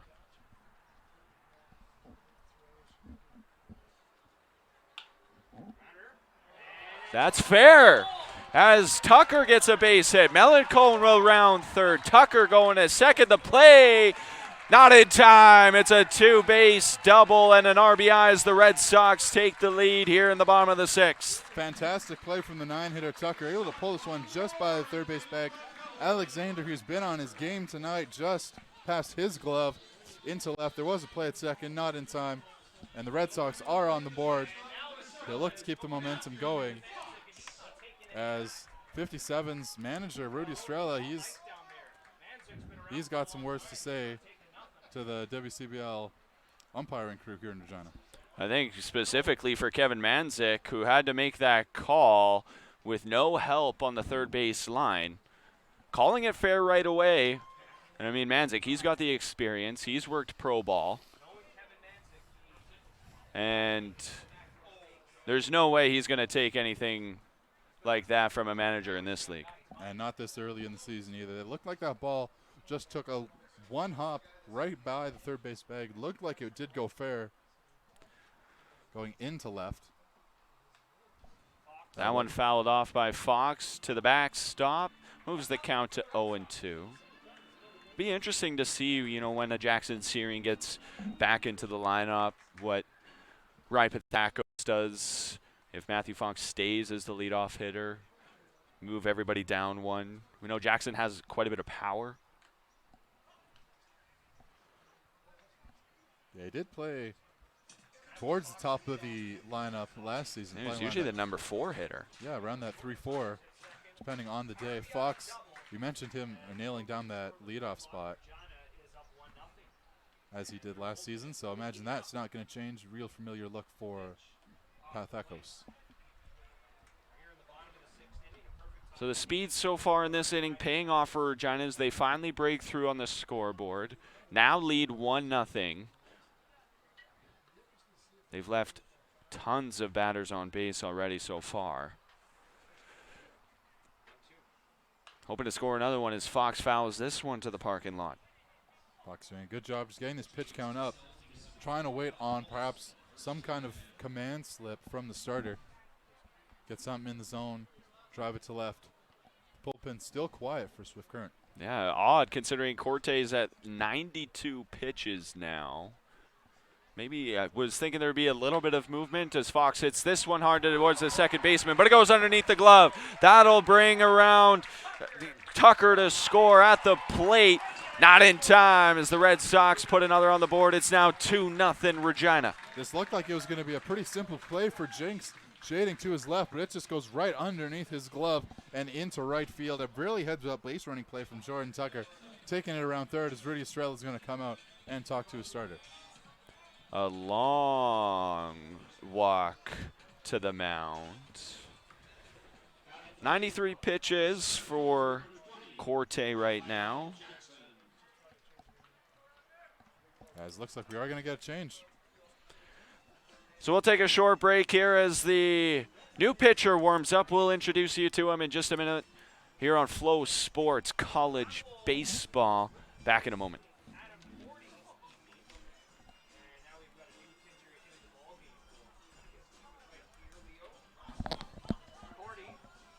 Although his line is not closed because Fox is at first base, that would still count towards his record. But as it stands right now, 5 2/3, 9 hits, 2 runs, 2 walks, just 2 strikeouts. 43?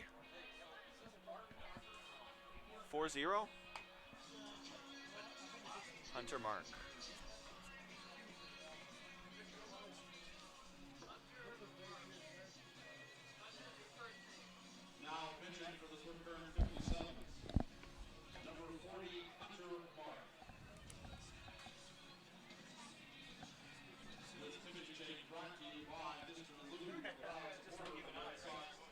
New pitcher in the ballgame is number 40, Hunter Mark. A left-handed pitcher listed at 6'2", 205 pounds, a Valley CC University junior. He hails from Las Vegas, Nevada. Like his flag game.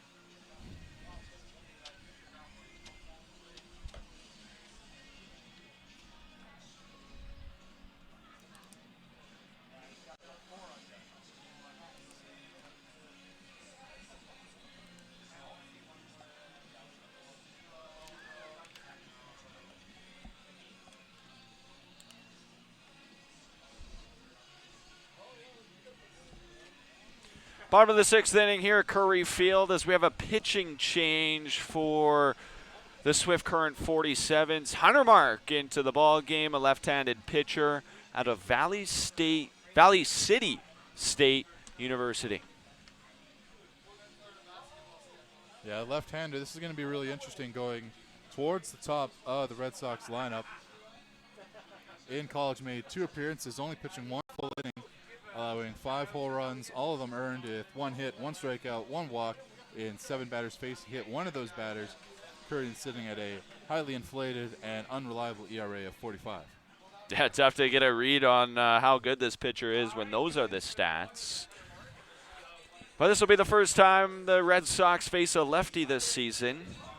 Raphael Jackson up to hit with 2 away. Matthew Fox still over at first.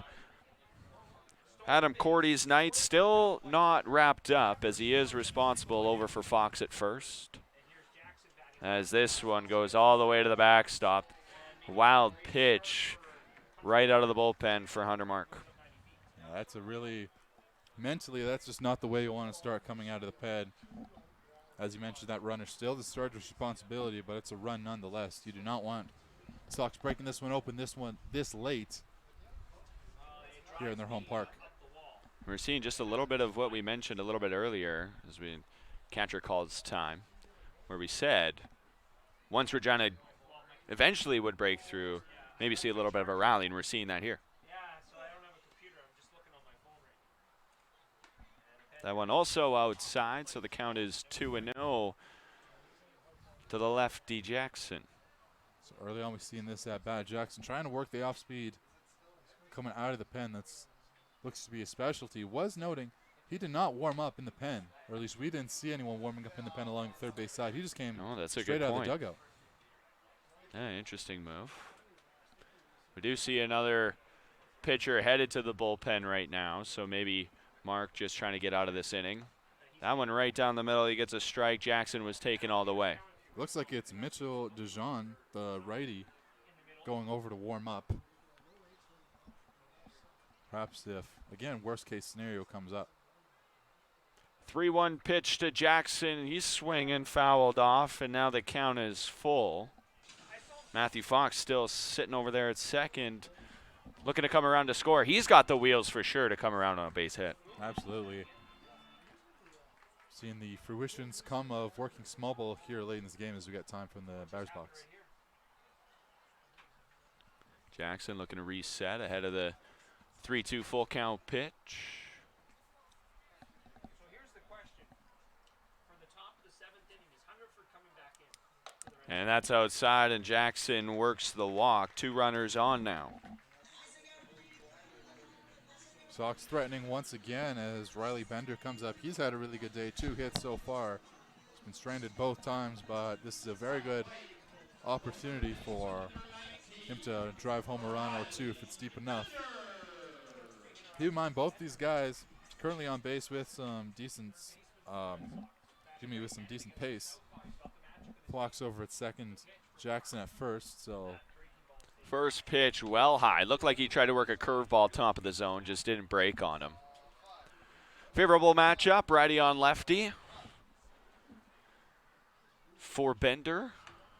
That one just catches the outside of the zone. Kevin Manzik calls it a strike. Moves the count to 1-1. 2 outs, 2 runners on, bottom of the 6th. Red Sox have scored 2. Swinging is Bender, strike 2. This is exactly what you need for your young reliever. Just get some early counts in your favor, especially against a righty. This is exactly what the 57s were looking for. This one well outside. Looked again like he tried to work the breaking ball, just couldn't get the grip. Fastball looks good, decent command. Just that breaking ball, just trying to get that worked out. 2-2 count, 2 away, 2 on. Bender's swinging this one towards the shortstop. Mapes the throw over, and it's not in the glove. Tough pick over there. I could see that being a hit out of the scorer tonight, and it is. Yeah, Marpes, that was going to be a tough play for him regardless. Coming in, shading to his right, having to make a throw off the backhand. Looked like it was a clean pick from Cohen, but not to be.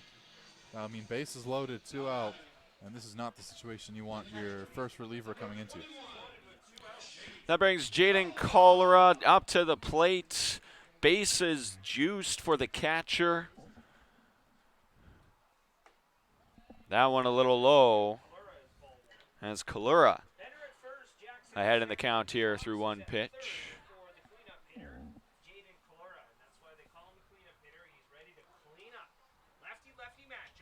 1-0 pitch, also outside. Cholera well ahead in the count now.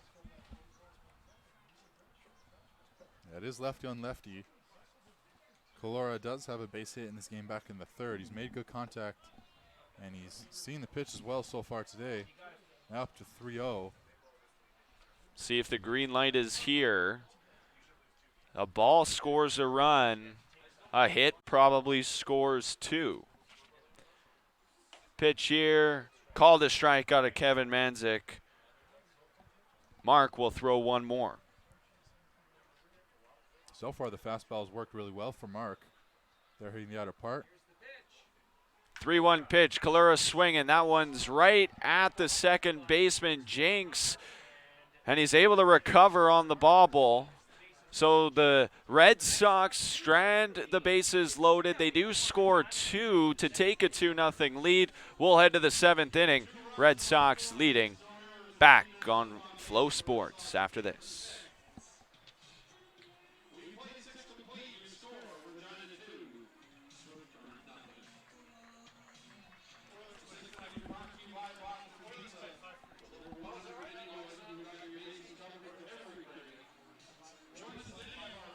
I miscounted, though. I'm sorry, I took over. I think they maybe can hear us. Can they hear us? Do you know? Can you ask in Slack if they can hear us? I don't know. Are you on the Slack channel? 'Cause I'm not. I am.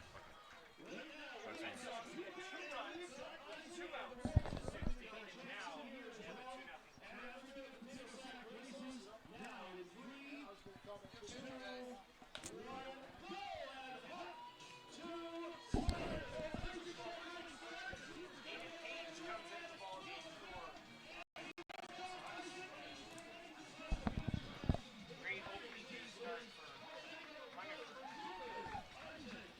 Baseline channel 6 innings, 2 hits, no runs, 1 walk, 4 strikeouts. 40? Yeah. 8 pitch. 8 pitch. Age 5'8", 165 pounds, out of Southwestern Back for the top half of the 7th inning, and the Red Sox bringing in a brand new pitcher this inning. It's the righty Aiden Page, another returnee for the Red Sox out of Southwestern Oklahoma University, the senior. But man, what a night for Holden Hungerford. Yeah, only allowing 2 hits, striking out 4, walking just 1. It's been a fantastic day for the starter in his first appearance of the year. We can close the book on Hungerford, who goes 6 full, faces 20 batters on 70 pitches, no runs against, 4 strikeouts, gave up 2 hits. Not going to lie, I was on no hit watch for a second, just couldn't say it. 1 walk, no hit by batters, just a real solid performance for the lefty Hungerford on opening night here at Curry Field.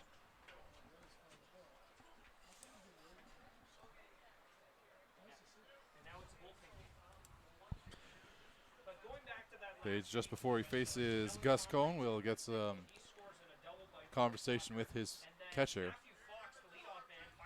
We'll take a look at Aiden Page's collegiate season in a moment. But first, last year appeared in 9 games. 4 of those starts was 3-1 with an ERA of 6.23. Worked 30 innings, 23 Ks, 13 walks, 42 hits against. Had a whip of 1.8, opponent average 336. So pretty decent for the senior out of Southwestern Oklahoma University. First pitch ball, though. Second pitch also a ball to Gus Kane. Yeah, we're getting 85 on that fastball.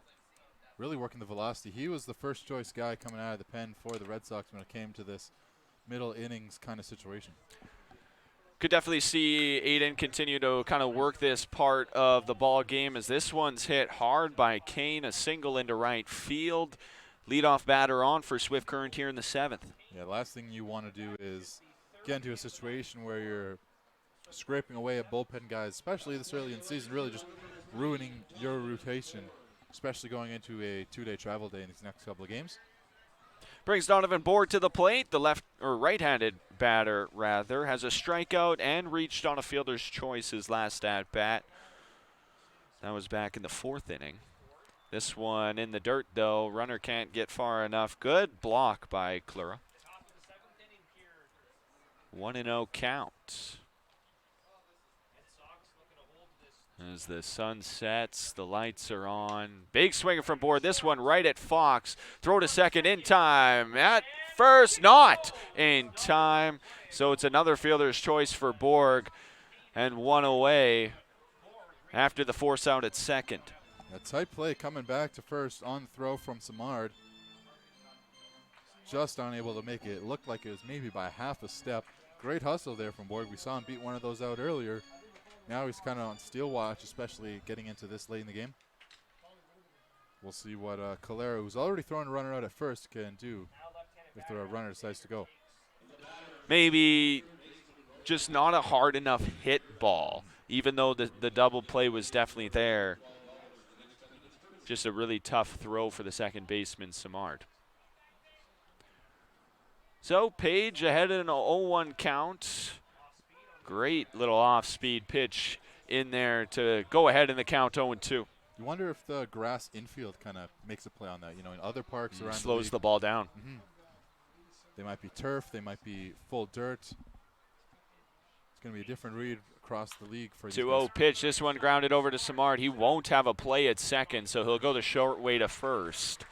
Throws out Alexander. And Borg advances to second on the throw.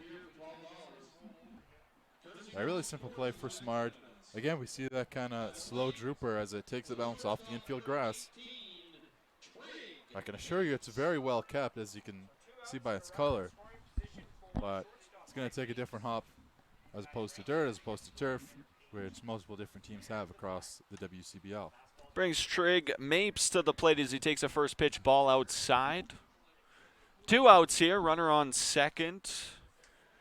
It's Donovan Borg over there. Mapes, the number 6 hitter. 0 for 1 tonight, a walk and a flyout. He swings at that one, no contact made. A really solid fastball out of Aiden Page. Yeah, he's just working this count fantastically. He's got the velocity really cooking. In the high 80s up to 87 is what we're getting. Expect him to work that even more as this game continues. 1-1 pitch. He goes off speed there. It's a foul.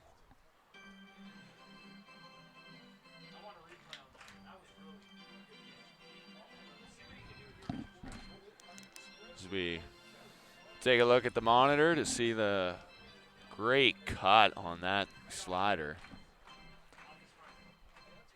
So Page ahead, 1-2, 2 outs. Looking to put down Trig Mapes and send us to the stretch. Just a little high and outside, ball 2 called.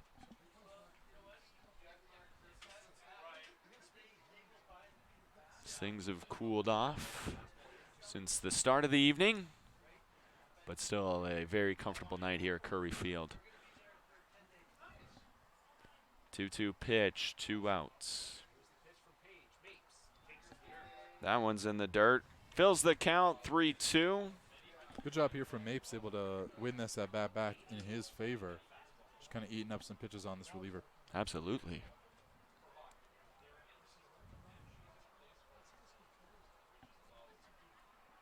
Payoff pitch. That one's in there. Called strike 3 from Kevin Madzik. Aiden Page strands the runner at second. Keeps the shutout alive for Regina. 2-0 Red Sox. They'll come to bat here, bottom of the 7th. We'll stretch here at Curry Field, here on Flow Sports.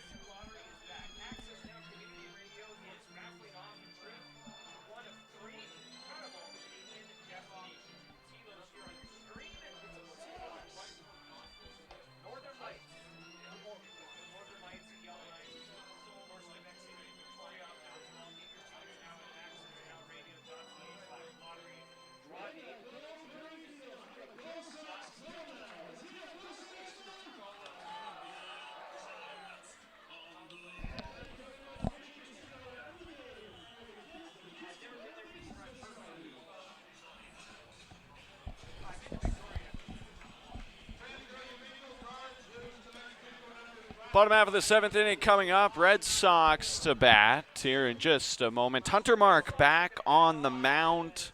He'll face the 5, 6, 7 hitters and James Wright, Brady Bryant, Justin Samard. Checking the out-of-town scoreboard because we're very invested in the LSUS Pilots. They're playing in the NAIA semifinal, up 7-1 in the bottom of the fourth inning over Hope International. Of course, we have 5 Pilots who will be joining the Red Sox after their season's done down at the NAIA World Series. Looking to continue their undefeated season. 2 more wins to go and a national championship for those Pilots. Yeah, if you're in the Red Sox coaching staff situation, usually when you hear players are coming late, they have playoffs, they're doing all this stuff, you kind of feel a little bit down because you're not getting your full squad together for the start. When you hear about LSUS and how they're undefeated, that consistency, that such high level of quality coming from a high competitive division, and they're in the semifinals, you want them coming back with the hardware. You want them coming back with those shirts and hats because that's the championship quality that, especially Regina, team that hasn't been able to find that final piece, get over that hump. Perhaps this kind of experience from guys like Jackson Searing, who was such a key part last year, having this experience will really help them coming into the rest of this season. And I'm sure you don't get sick or tired of winning championships, so they'll be even hungrier to win another one here this summer, I'm sure. 2-0 count here from Hunter Mark as this one's hit hard by Tucker into center. That drops in front of Hilton. Base hit. Leadoff runner on for Regina. Yeah, that was a good play from Wright. His first hit of the day. Going to get him to first, get some good contact. Yeah, kind of going back to what we mentioned about LSUS. They say winning championships is like a drug. You get one and you just chase it. Well, I was talking to Rai Pathakos about bringing in a bunch of pilots. I was like, man, you got like 3 or 4 guys on this team, or 5 guys on this team. Like, 1, how did you find them? And 2, how did you get them to come here? He said it's all Jackson Searing, kind of holding the banner for the Red Sox, saying, hey, come here. We got a really good team. We have a chance to win a championship in summer ball. Why wouldn't you take that? That's just the signs of a good program and the good roots kind of growing here in Regina with the Red Sox. Trying to build that championship mentality here on opening night already. Brady Bryant a 1-1 count. Runner on first base. Hunter Page the pitch. Not in there. Called the ball. Catcher looks back at the umpire saying, hey, I think that one was in there.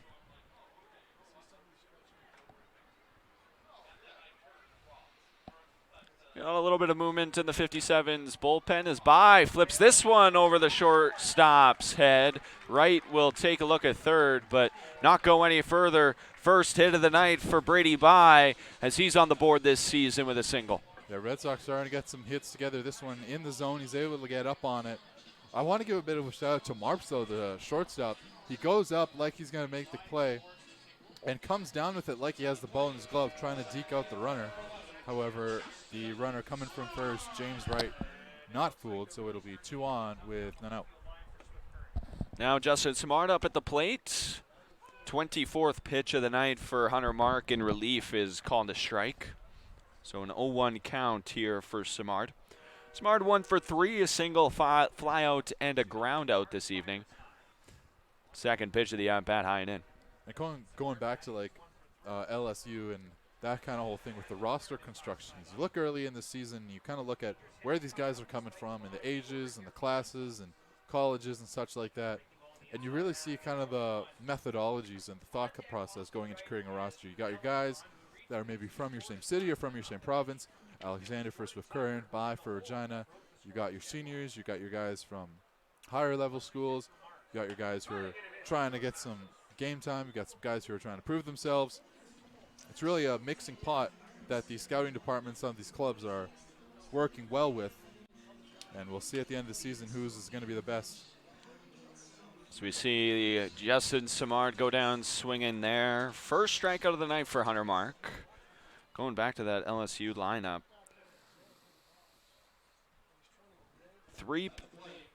4 pitchers coming in from that team. All 4 are juniors and would have a chance to come back next season. Yeah, and that's absolutely best case scenario if you think about retaining guys, which is such an uncommon thing. Especially on the mound. Absolutely. You look at some of the best teams. I'll bring up Okotoks, for example. guys that are developed in their city, guys who have attachments to that coaching staff, guys who have played on that squad as either as affiliates, either as substitutes, or either as starting lineup guys, go to college, and they have those roots. They're able to bring guys in so well, and they're really the poster child for this league and how to really run a great team, and Regina trying to carve their own path in the same way. Matt Melancon working a really good at-bat here, up 3-0, 2 runners on, 1 out. Hunter Mark looking to get back in this count. Pitch from the lefty. Throws it in there on the outside. Black called a strike. The Pilots will play Southeastern Florida University tomorrow if their score holds, as Melancon works the walk to load the bases. A couple guys are in the bullpen. It's interesting to see what Rudy Estrella, former pitching coach himself, will decide to do.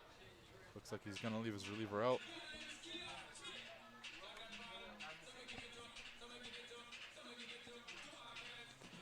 Jordan Tucker up for his 4th plate appearance of the evening. He's 2 for 3. Popped out in the 2nd inning, but has a single and a double since, including an RBI driven in last inning. First pitch in the dirt, 1-0 the count. Good chance to score at least another one here. Yeah, this Red Sox are able to either clear these bases or get a couple here. That'll pretty much ice this ball game should a late comeback occur. 1-0 pitch. Tucker swinging. Fouled off. Now this was something that the Red Sox were able to do from time to time, was turn the lineup over, work good counts out of the 9-hitter. Matthew Fox spent a lot of time in the 9-hole last year. Was able to work good counts, get the top of the lineup back up. Use the number 9 hole as almost a second leadoff hitter and say, hey, you get on base. The rest of the lineup turns over. We got our big hitters coming up.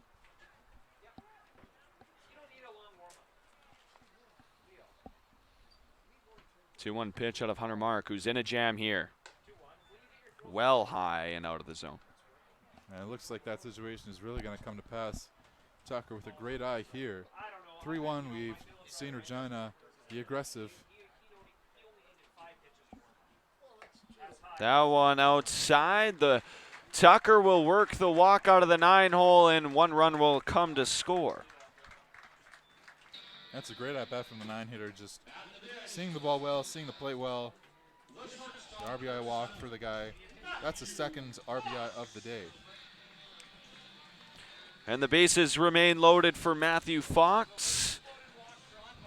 And we got a mound visit here out of Estrada, as he'll take the ball from Hunter Mark. That spells the night for him. And unfortunately, responsible for all 3 men on base. So we'll take a short break here on Flow Sports and be back and introduce you to the new 57's pitcher here in just a moment.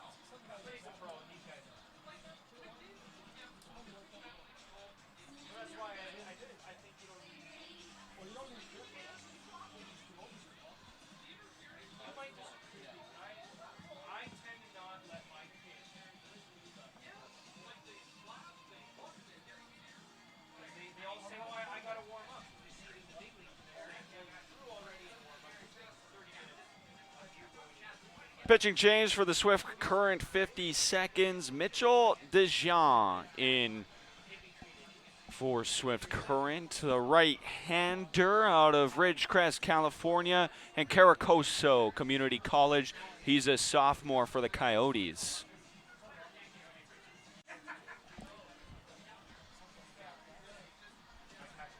This past season, just made 2 appearances for the Oats. 2 innings pitched, 1 hit, 2 runs given up, both earned. Walked 5 batters, struck out 3, had an ERA of 9 and a whip of 3. So again, small sample size for the pitcher coming in, and he'll face off against Matthew Fox, first batter in.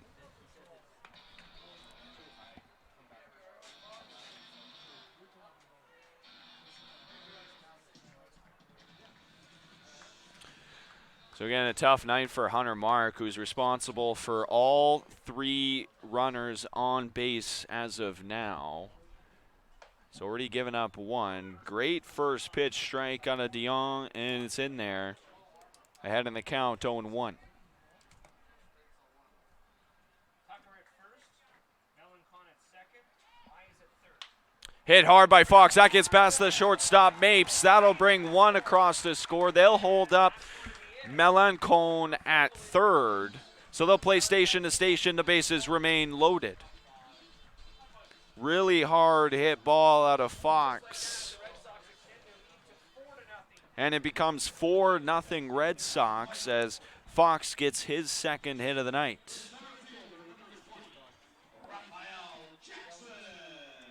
Brings Raphael Jackson to the plate, lefty. Bases still loaded, 1 out. That one well outside as DeJean in grind early. For Matthew Fox.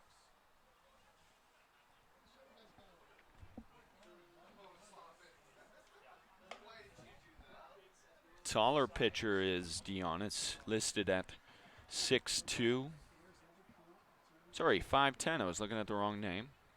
So smaller guy. Decent amount of pop with the fastball so far out of the first few pitches as this one gets away, but not far enough to bring the runner across. The count is 3-0 though. Just 1 out, bottom of the 7th.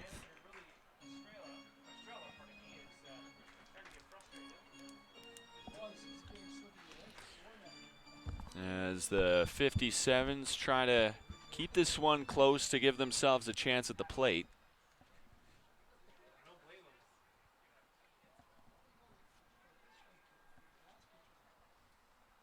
Dion throws one in there. Jackson was taking it all the way.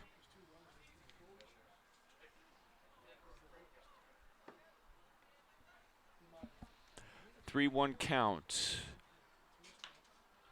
Jackson swinging. That one's over the first baseman's head. Goes off the glove of the second baseman, Jinx. That'll bring 2 across the score as both Melancon and Tucker come across. It's now 6-0 Red Sox. Yeah, great at bat there from Raphael Jackson. Able to work that one into such a good counter. He could get a swing like that. Red Sox really bursting this one open here in the 7th. Yeah, bursting things open indeed. 2 RBI single for Jackson.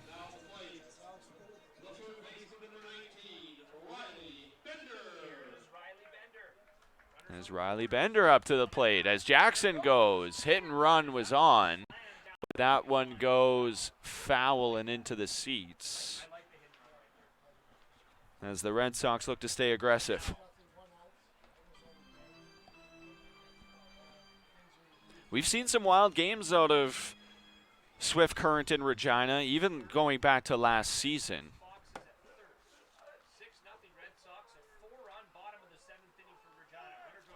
Jackson going again. Play at second is offline.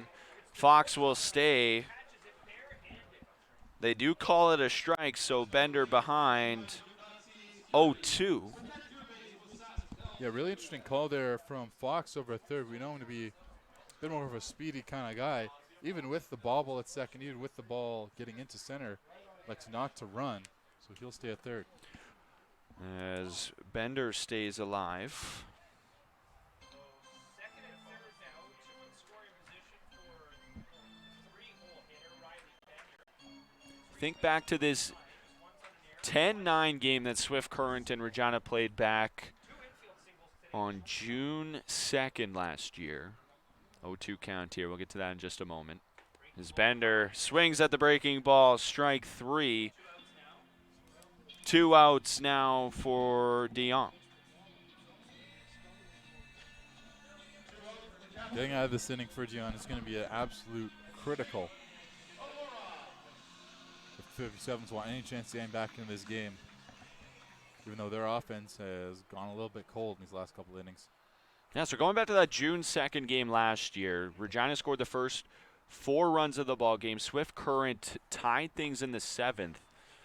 Then they needed extra innings. In the 10th, Swift Current scored 5 runs. Regina came back, scored 6 to win the ball game in walk-off fashion. As this one's hit hard, that one goes literally right through the glove of Dion. That'll score 2. Another 2 across for the Red Sox as Cholera drives them in on the single. Yeah, adjust your scoreboards, or excuse me, your scorecards. Red Sox really blowing this one open, 8-0 after it looked like it was going to be a pitcher's duel. The bullpen has been yielded by the 57s and is coming back to bite them. 6 batters have come across in this inning alone, as the Red Sox have batted around now with the first pitch to Justin Wright. This one hit hard. That one's fair of the third base bag. Cholera will round second, but he holds up and trots back. So 2 runners on, first and second, and first pitch swinging out of James Wright. I mean, why not at this point? Red Sox, they've just swung at everything in this inning, and it's worked to perfection. I don't know if it's the velocity or if it's the command from these Swift Current relievers, but Red Sox, they're just eating them up, and it's going fantastic.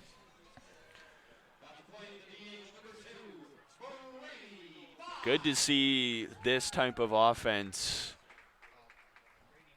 on the first night of the season as this one gets away from Ayala. Both runners will advance on the wild pitch. They say that for Regina, for Swift Current, this really couldn't have gone any worse if you think about it. And they started so good, did Swift Current. They were in this ball game until until this inning. It was only 2-0. That one called a strike on the outside. Black evens the count at 1.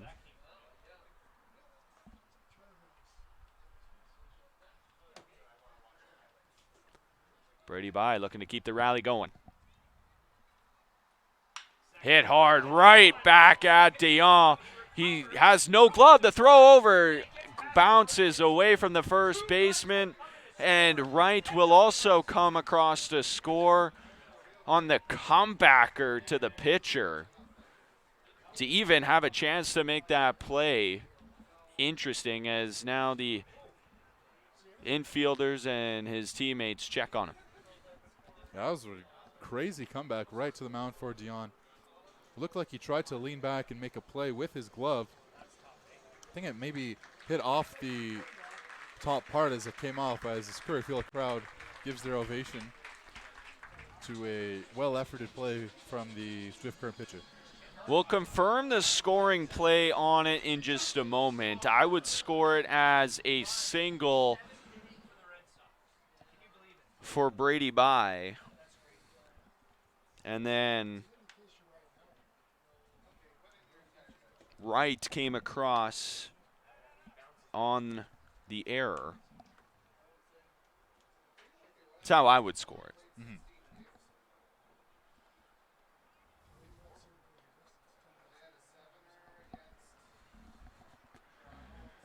2-1 count. Hit hard by Samard. This one's at the shortstop, but he bobbles that one, and he reaches on now the fielding, giving issues for Swift Current as they look to just get out of it.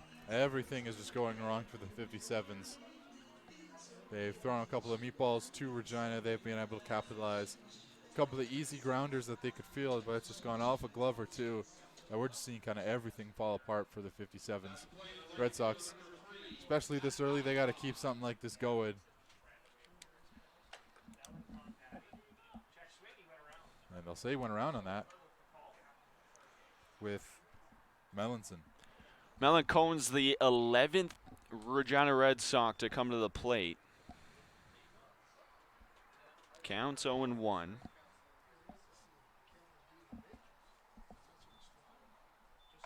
Good pitch there. Called a strike as Melancone was taken all the way, and now he's behind 0-2. Brady Bye over there at second. Justin Simard leading off of first. 0-2 pitch. 2 out here in the 7th in the dirt. Good block by Ayala behind the plate. Yeah, there's just nothing really more to say in this inning than the 57s. Just the well's gone dry in terms of defensive plays. Their pitching at the start of the game was really good. They've been bailed out by their fielders, but this call to the pen has just been a disaster. We have confirmed that play out of Brady Byes. This one gets away. That one bounced in front of the plate with a lot of heat and got away from Ayala as both runners advance.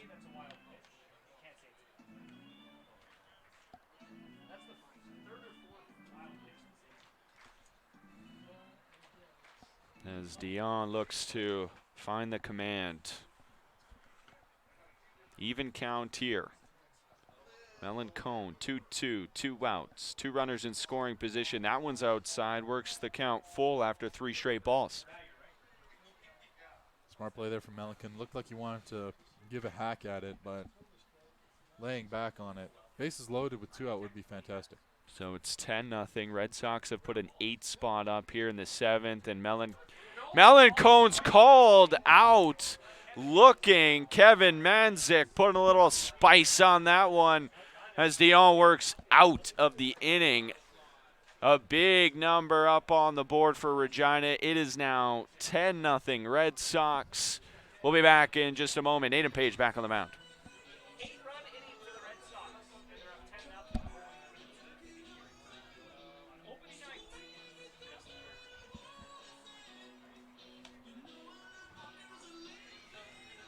One, two, three, 4, 5, 6, 7, 8 hits.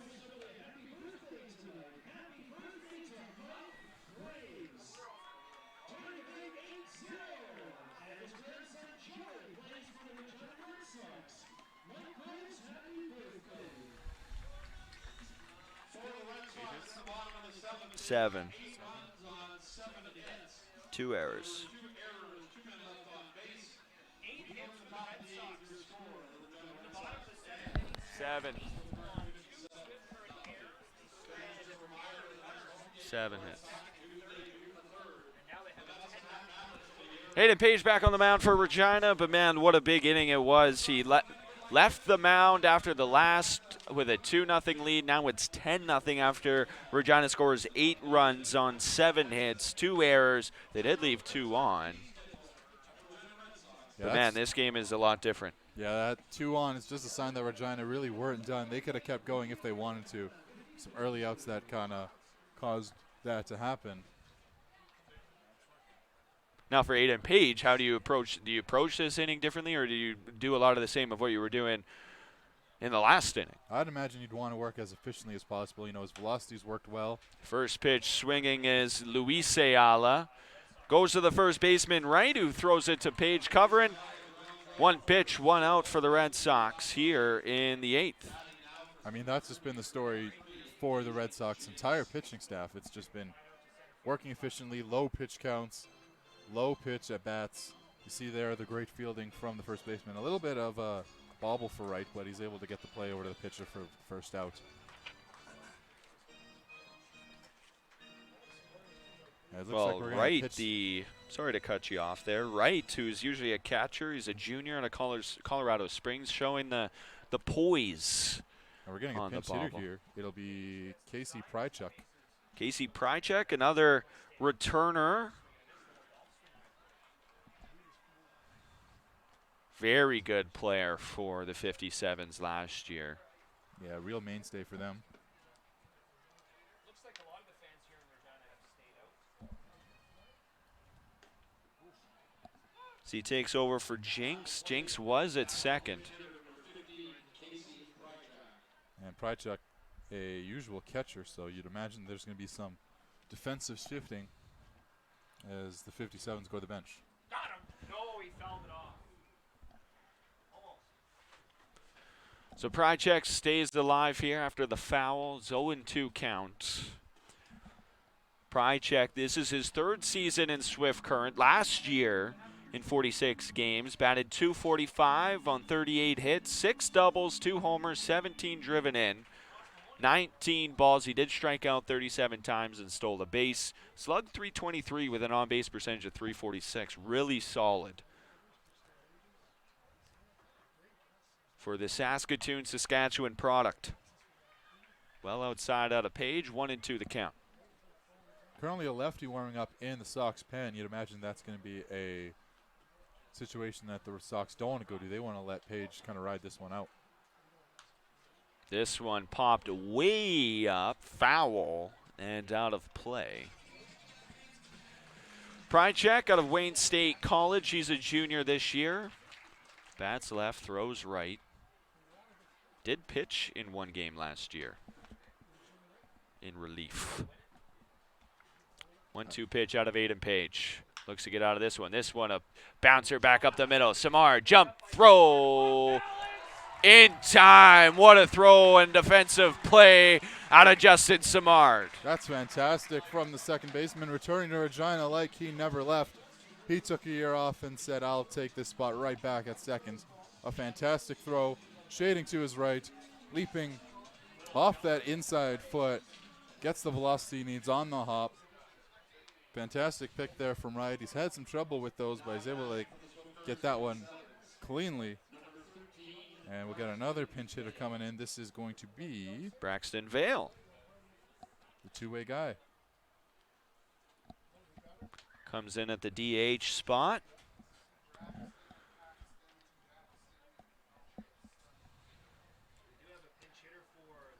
First pitch from Page to Vale is in the dirt. Yeah, Vale out of Trinidad State College, a sophomore. First game in a 57's uniform.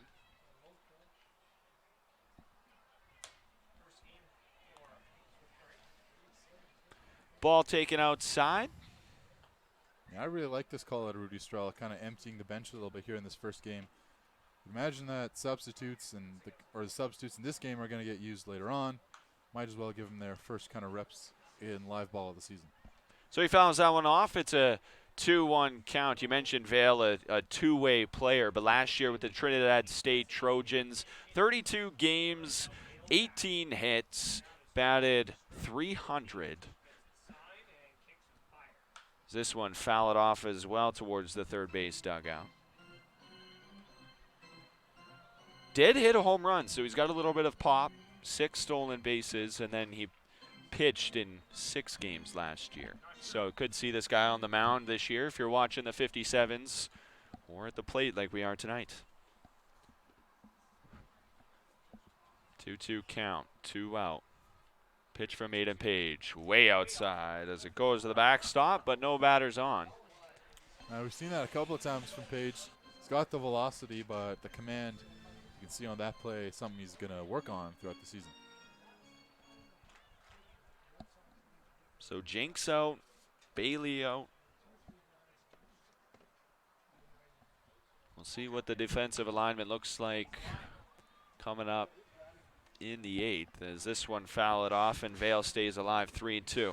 We're at 26 pitches for Aiden Page. That was his 27th. Excuse me, 27. Thank you for that.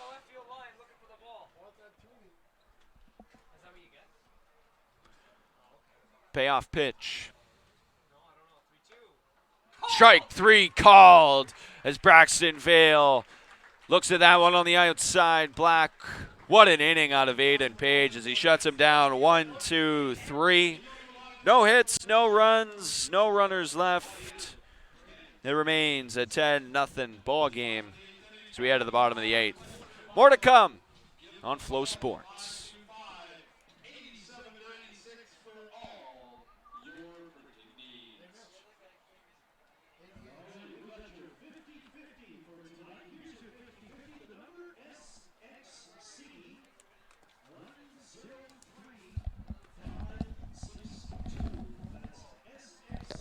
Could have a couple pitch hitters here too. 32. Hey, who's at second? 10-0 Red Sox going to the bottom of the 8th inning. We'll see if they can add on. It should be Pride Check. Like Swift Currents going to stay with their right-hander after Ruff. Okay, thanks. Bottom of the 8th inning, Mitchell Dion is still going.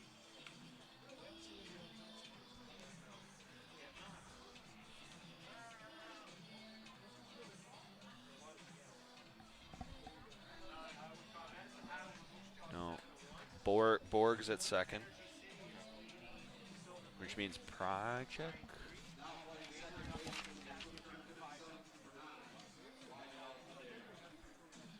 No, Adair.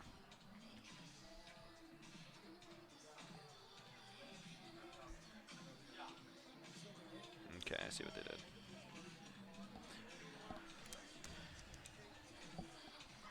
All right, so after Casey Prychek pitch hit in the last inning, he's replaced over at second base by Rydell Adair.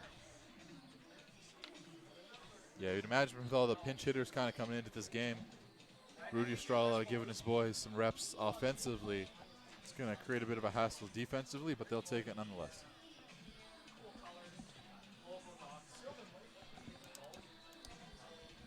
Mitchell Dion back on the mound as well. He'll go up against Jordan Tucker, Matthew Fox, Raphael Jackson. As the lineup will flip over. Now, I think if we were maybe deeper in the season, Red Sox have their full roster, we probably see a few more pinch hits, but not having the guys you maybe usually would at their disposal tonight on opening night, maybe less movement around the field for Rye Pathakos today. Yeah, absolutely. And that bench is definitely thin, as you mentioned. So bullpen's also thin. Yeah, I'd imagine Page gets the 9th and the opportunity to close this one out. But we'll have to Would get the save. Would he? He would. He came in a save situation. Oh, he did. You're right. Jordan Tucker fouls this one off. Tucker 2 for 3 tonight. Foul, or fly out rather. Single, double, and walked in a run his last at bat in the 7th. That one inside.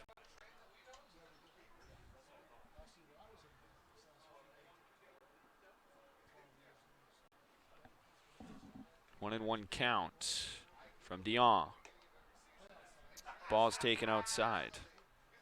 We'll take a look at the out-of-town scoreboard as this game continues to wind down. In Weyburn, the Saskatoon Berries and Weyburn Beavers find themselves in a 6-0 game in favor of the Beavers. In Medicine at Athletic Park, the Miller Express are down 9-1 to the Mavericks.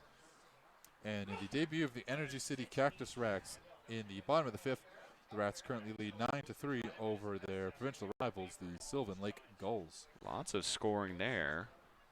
And good for Weyburn to get a win early in this season. As Tucker fouls this one off. Fills the count 3-2. You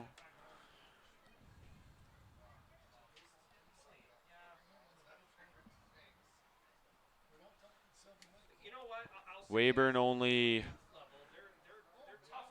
finished a couple games ahead of Swift Current, so is them two at the bottom of this East Division as Tucker goes down swinging out number 1. And Ayala finishes off the strikeout. Especially at the bottom of the inning, at the score the way this is and the bottom of the lineup. Imagine Tucker, he's just going to start swinging anything and hope for the best. Brings Matthew Fox back up to the plate, 2 for 5 tonight. An RBI single his last at bat in the 7th. Takes the first pitch, ball in the dirt.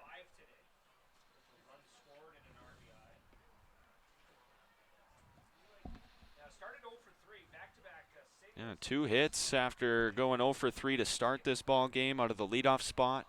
Found his swing, though, kind of halfway through this ball game. Yeah, he's been a key part for this Red Sox batting lineup. Imagine that's going to be the case for most of the season, especially working from the leadoff spot. 2-0 pitch. Swinging out of Fox, misses that one. Moves the count to 2-1.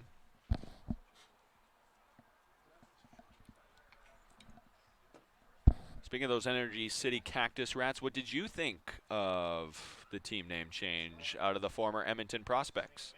Well, I don't hate the Energy City part. I do actually kind of like that, or the nicknaming the city in a way, like the Golden State Warriors kind of do. You hear that often with the Bay Area.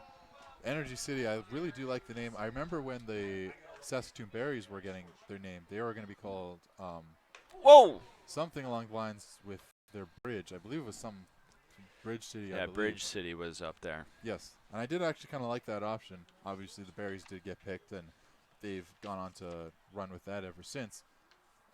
Cactus Rats, I'm not quite sure I understand. I'm sure there's a deeper meaning behind it, but it's a porcupine.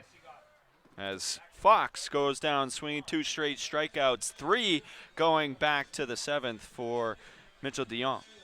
If they're able to utilize the talent that the prospects were able to during their life cycle, then I'm sure they'll be just fine with whatever they're called, as long as it's etched. Well, of course, they made the big name change because they are building a brand new ballpark in not in Edmonton, but just outside in St. Albert.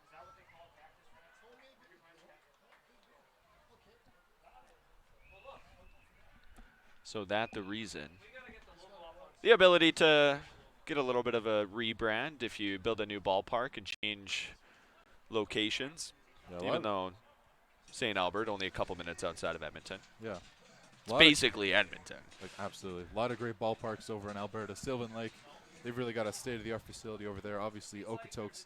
I feel like I've talked about them a lot this broadcast, but they've truly really pushed forward what it means to be a WCBL Jackson team. fouls this one off. Moves the count to 1-2. Hopefully the next team on that list of brand new ballparks, the Regina Red Sox, as they work towards fundraising to make that happen. Have a location identified, just need the funding. So this one's outside. Evens the count at 2 with 2 outs. Yeah, I talked with General Manager Gary Brotzel in the offseason about that, and he gave me some unofficial yet interesting updates on that project. I'm sure he'll share that when the time is right. Jackson fouled this one off. Chasing after it was Alexander, but unable to get under it.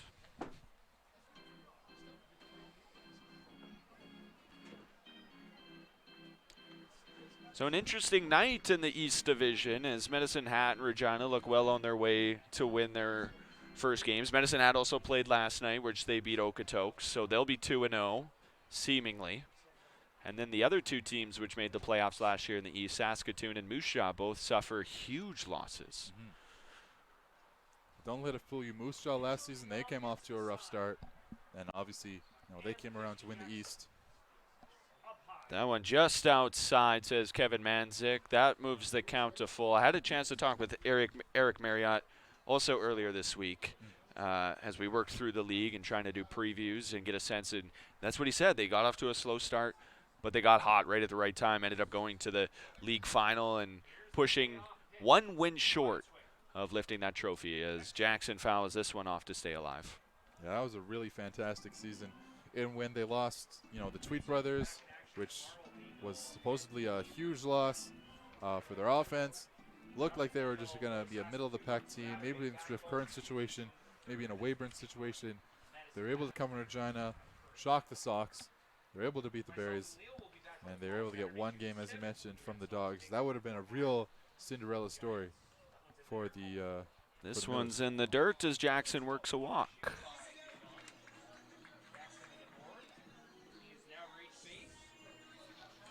Reached base now in 3 straight innings, including 4 straight innings, sorry. Been on base 4 times as Jackson. As Riley Bender comes back up to the plate, the 3-hole hitter tonight.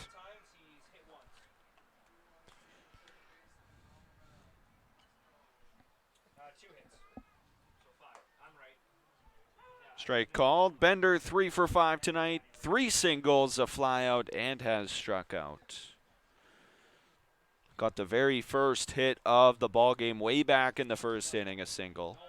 Runner goes. Offline. As the Red Sox continue to show off that they'll still steal bases this year. I gotta get hot, gotta get warm on this base pass. Gotta show other teams that you are willing to go. What do you think about stealing the base at 10-0 though? I don't hate it. 10-0, sure, but first game of the season, I think that's some pretty important context.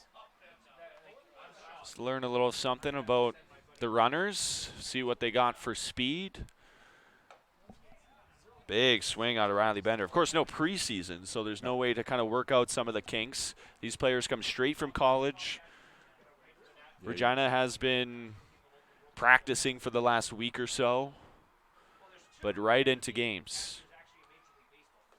Yeah, you get that kind of training camp, mini camp kind of period where all the players kind of get to know themselves. Coaches get to get a lineup going, get a rotation going, but you really don't know the players fully. You know, you only get a piece of it from scouting. You only get that potential. But, you know, live ball, that's what's important. You know, cleats to dirt.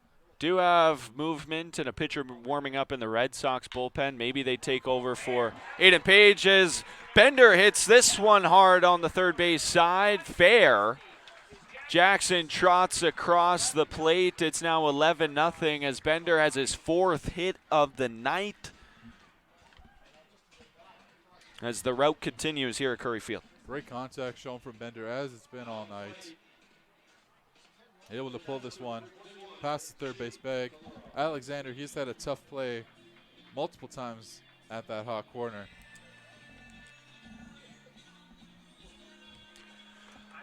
So it's 11-0, but it was 0-0 as we entered the bottom half of the 6th inning. And the Red Sox have put up 11 since, scoring 2 in the 6th, 8 in the 7th, and now 1 so far in the 8th. 2 out. Jaden Kalura up. 53rd pitch of the ball game for Dion. That one's high. Well, you're automatically you're thinking. I didn't mind. Opening night. As the fans here, Curry Field treated to a great ball game out of their home club. They're really giving these supporters a lot of hope kind of coming into this season.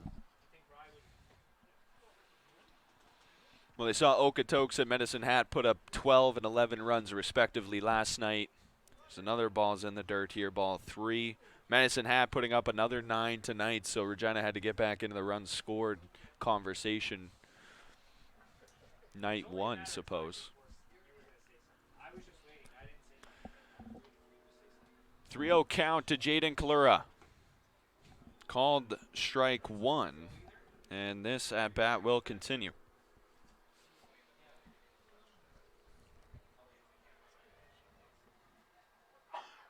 3-1 pitch inside in the dirt.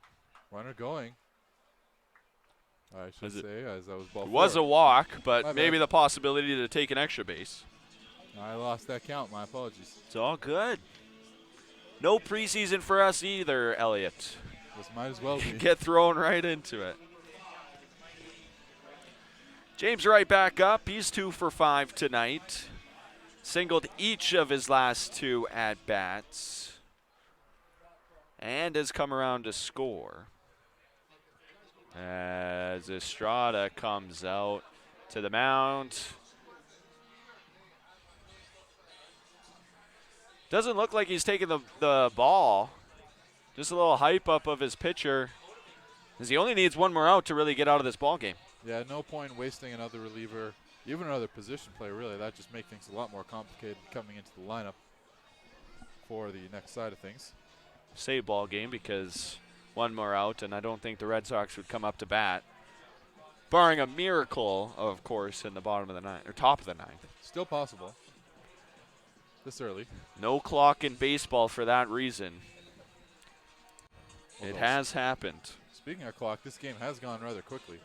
We do know that there have been some light enforcements in kind of picking up the pace of the game from the umpires.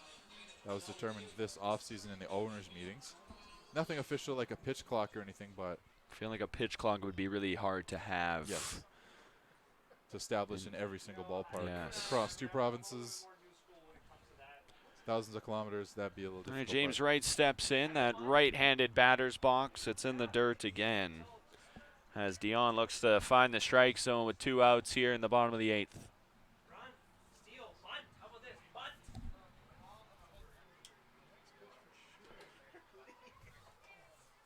No. How many times do you think I bunt when we 1-0 pitch. That one also outside. As the pitch count continues to increase.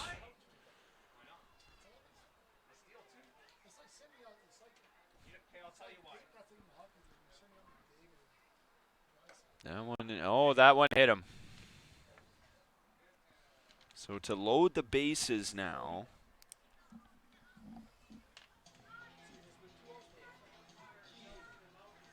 all of this has happened in 2 outs. Walk, single, walk.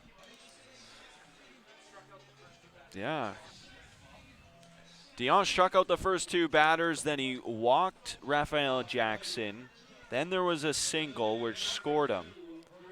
Then another walk. And then 2 straight hits, and now a hit by pitch. 2 straight hit, no, walk and then a hit by pitch. Apologize. What I'm trying to say is yeah, he's not going to get it easier playing against Brady By here. He's got 2 straight hits and RBIs last time up. Scored, walked. He's also struck out. I'm sure you can understand my confusion. My scorecard is full right now. Yeah.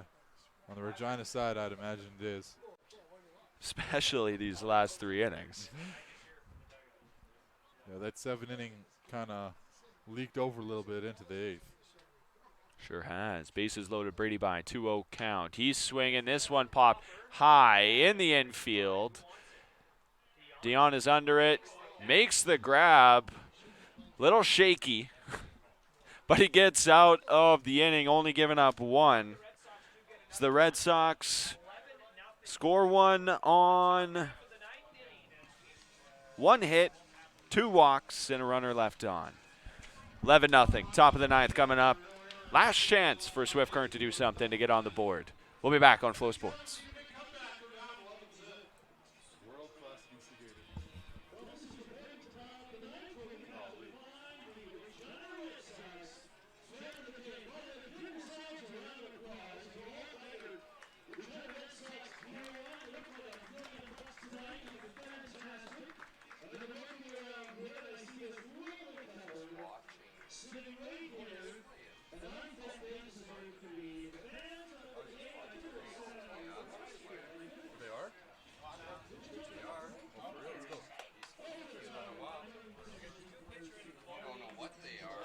See them, yeah, that's what I was thinking. But you see them when you're watching. Are the ads chosen by us? Or No, by the league. Now there's WCBL ads. Probably some IKS one too. They're going to be on your like C drive. Senior guys? You can get to them somehow. I don't know if they're there yet. Those would be the league wide. Oh yeah. Who's it? Who's it? Who is it? Tyler Fortin. Oh, Fort. You don't need to do anything. They kill the screen, close this, and then put plug it in.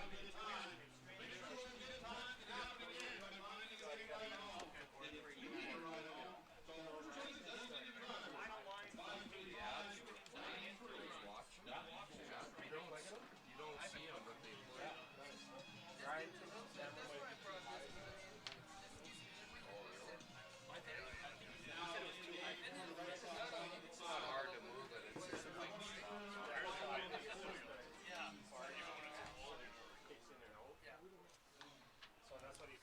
Get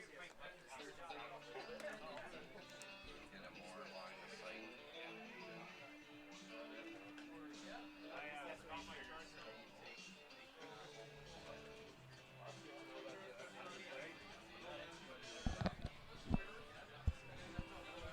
New pitcher on the mound for Regina. It's Tyler Fortin here for the top of the 9th inning. Close the book on Aiden Page in just a moment. But right, but that goes putting 3 returning players on the mound tonight in what was a blowout for Regina. Just trying to get these guys back into shape, in Regina shape, I should say. Just trying to see what's changed, what's gone different. Another year or two under these guys' belt at college. Got to think from the mound, especially what these guys have learned. Kind of try to apply that. And in a game like this, I mentioned, maybe they kind of let Page kind of ride this one out. They choose to go with Fortin. Could have had a save. They should have left him in. Coulda, shoulda, woulda. 2 straight strikes from Tyler Fortin against Silas Hilton. As for Aiden Page tonight, really solid night on the mound. 2 innings, faced 10 batters, 28 pitches, 2 strikeouts, gave up just 1 hit, no walks, and no runs against. Holden Hungerford, however, in line for the win this evening.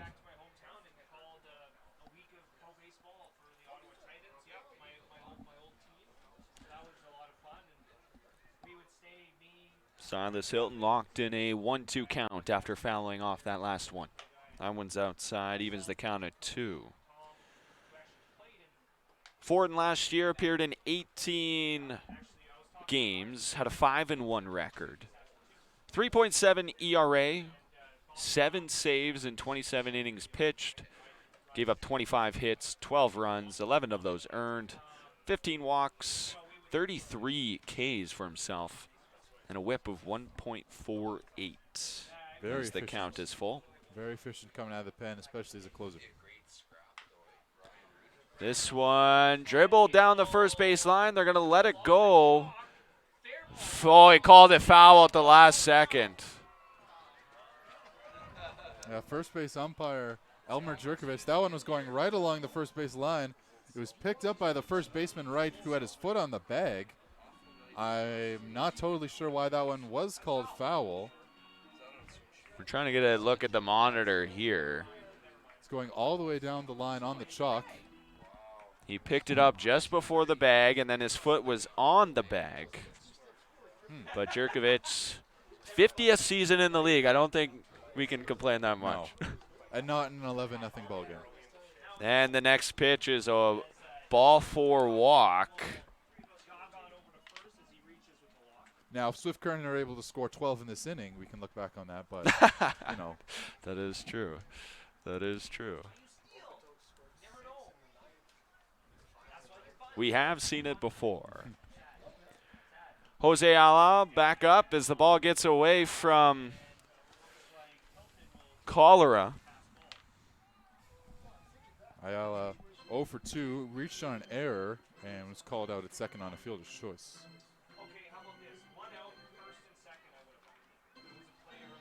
So we call that a pass ball on Cholera. Moves the runner to second. 1-0 count for Tyler Fortin. Fortin, a lefty out of southwestern Oklahoma.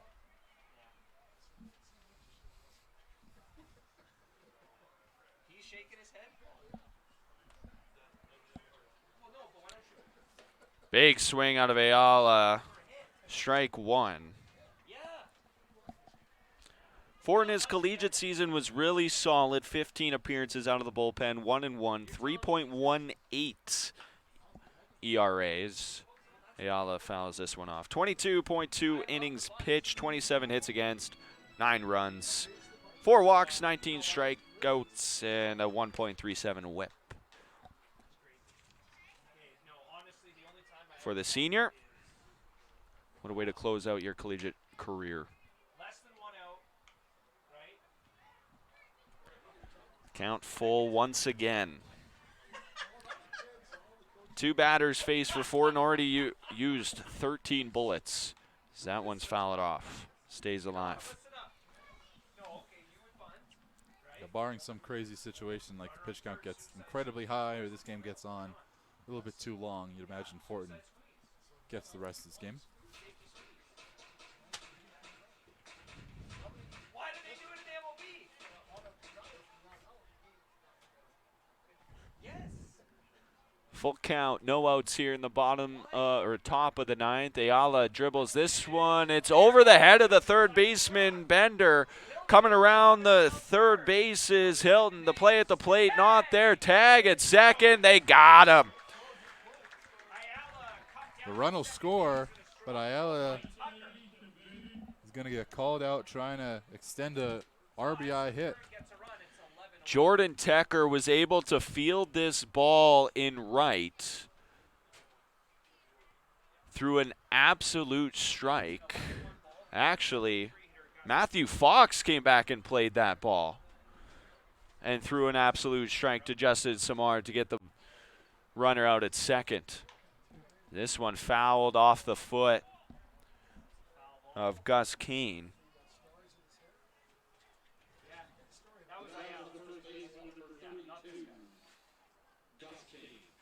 As the shutout effort ends for the Red Sox. Yeah, certainly unfortunate, but I don't think it's going to keep anyone currently wearing red up at night tonight, especially when you're up 10. It's a win. Tell me. You're in the Saskatchewan Baseball Hall of Fame. You tell me. I'm reading the situation, reading the play, reading the score, reading the picture.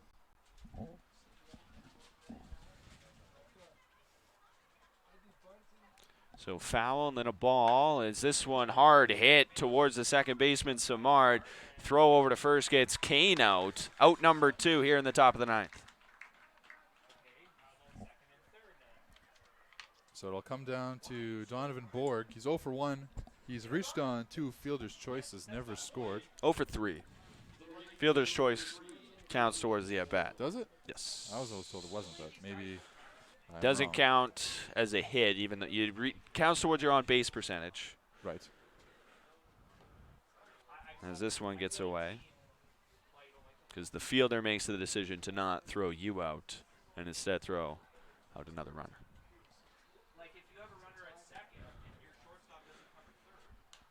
This one popped foul just behind the screen towards the concession.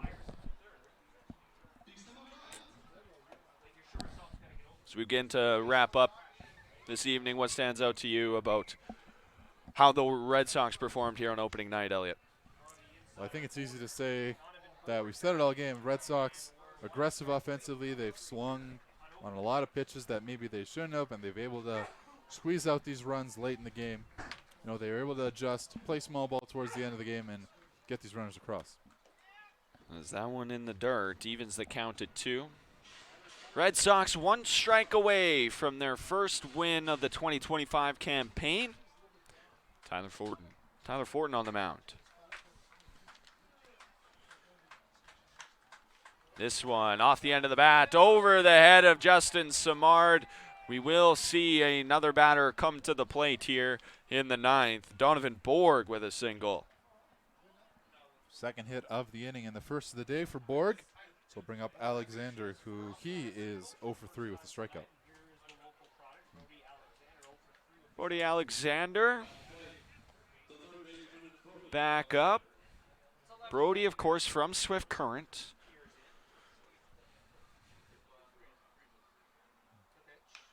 This one grounded over to Samar. This one a little bit easier for the second baseman. Throw over to right, and that's the ball game. The Red Sox with their first win of 2025, and they did it in spectacular fashion.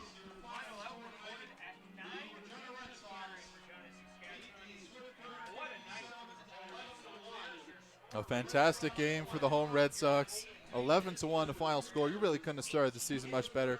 A fantastic look from Holden Hungerford. 6 innings, 2 hits, 1 walk, 10 of strikeouts, no runs. He's got to be the player of the game when this is all said and done. Fantastic look from the hometown Red Sox as they look to get over that hump, and this is the first step toward that.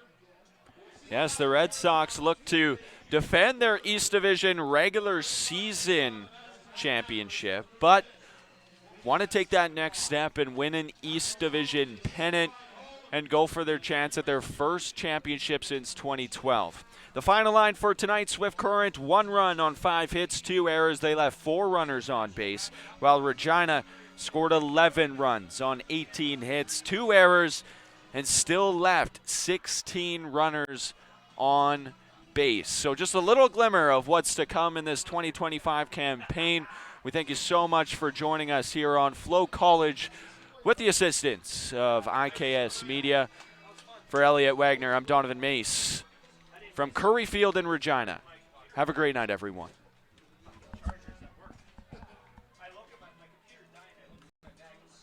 Hold on, buddy.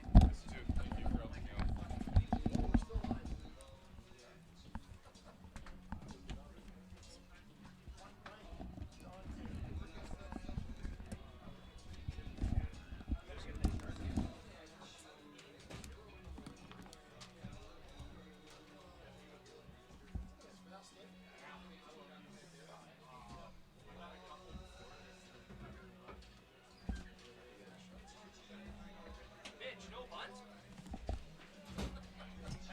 First and second? Nobody else. Why not 1-0? Well, didn't I say that? I thought I said that. How about this? Suicide squeeze, runner at third, less than 1-0.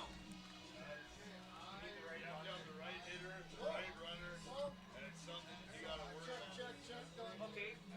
So do you guys, how about this? How about the wheel play? How many times do they practice it? I know we're a little bit. Yeah. See, so that's what I mean. If you bunt it properly, the defense they'll fuck it up because they don't practice it, right? Do it at school. Oh, okay. This just gets left out? I believe so, yeah.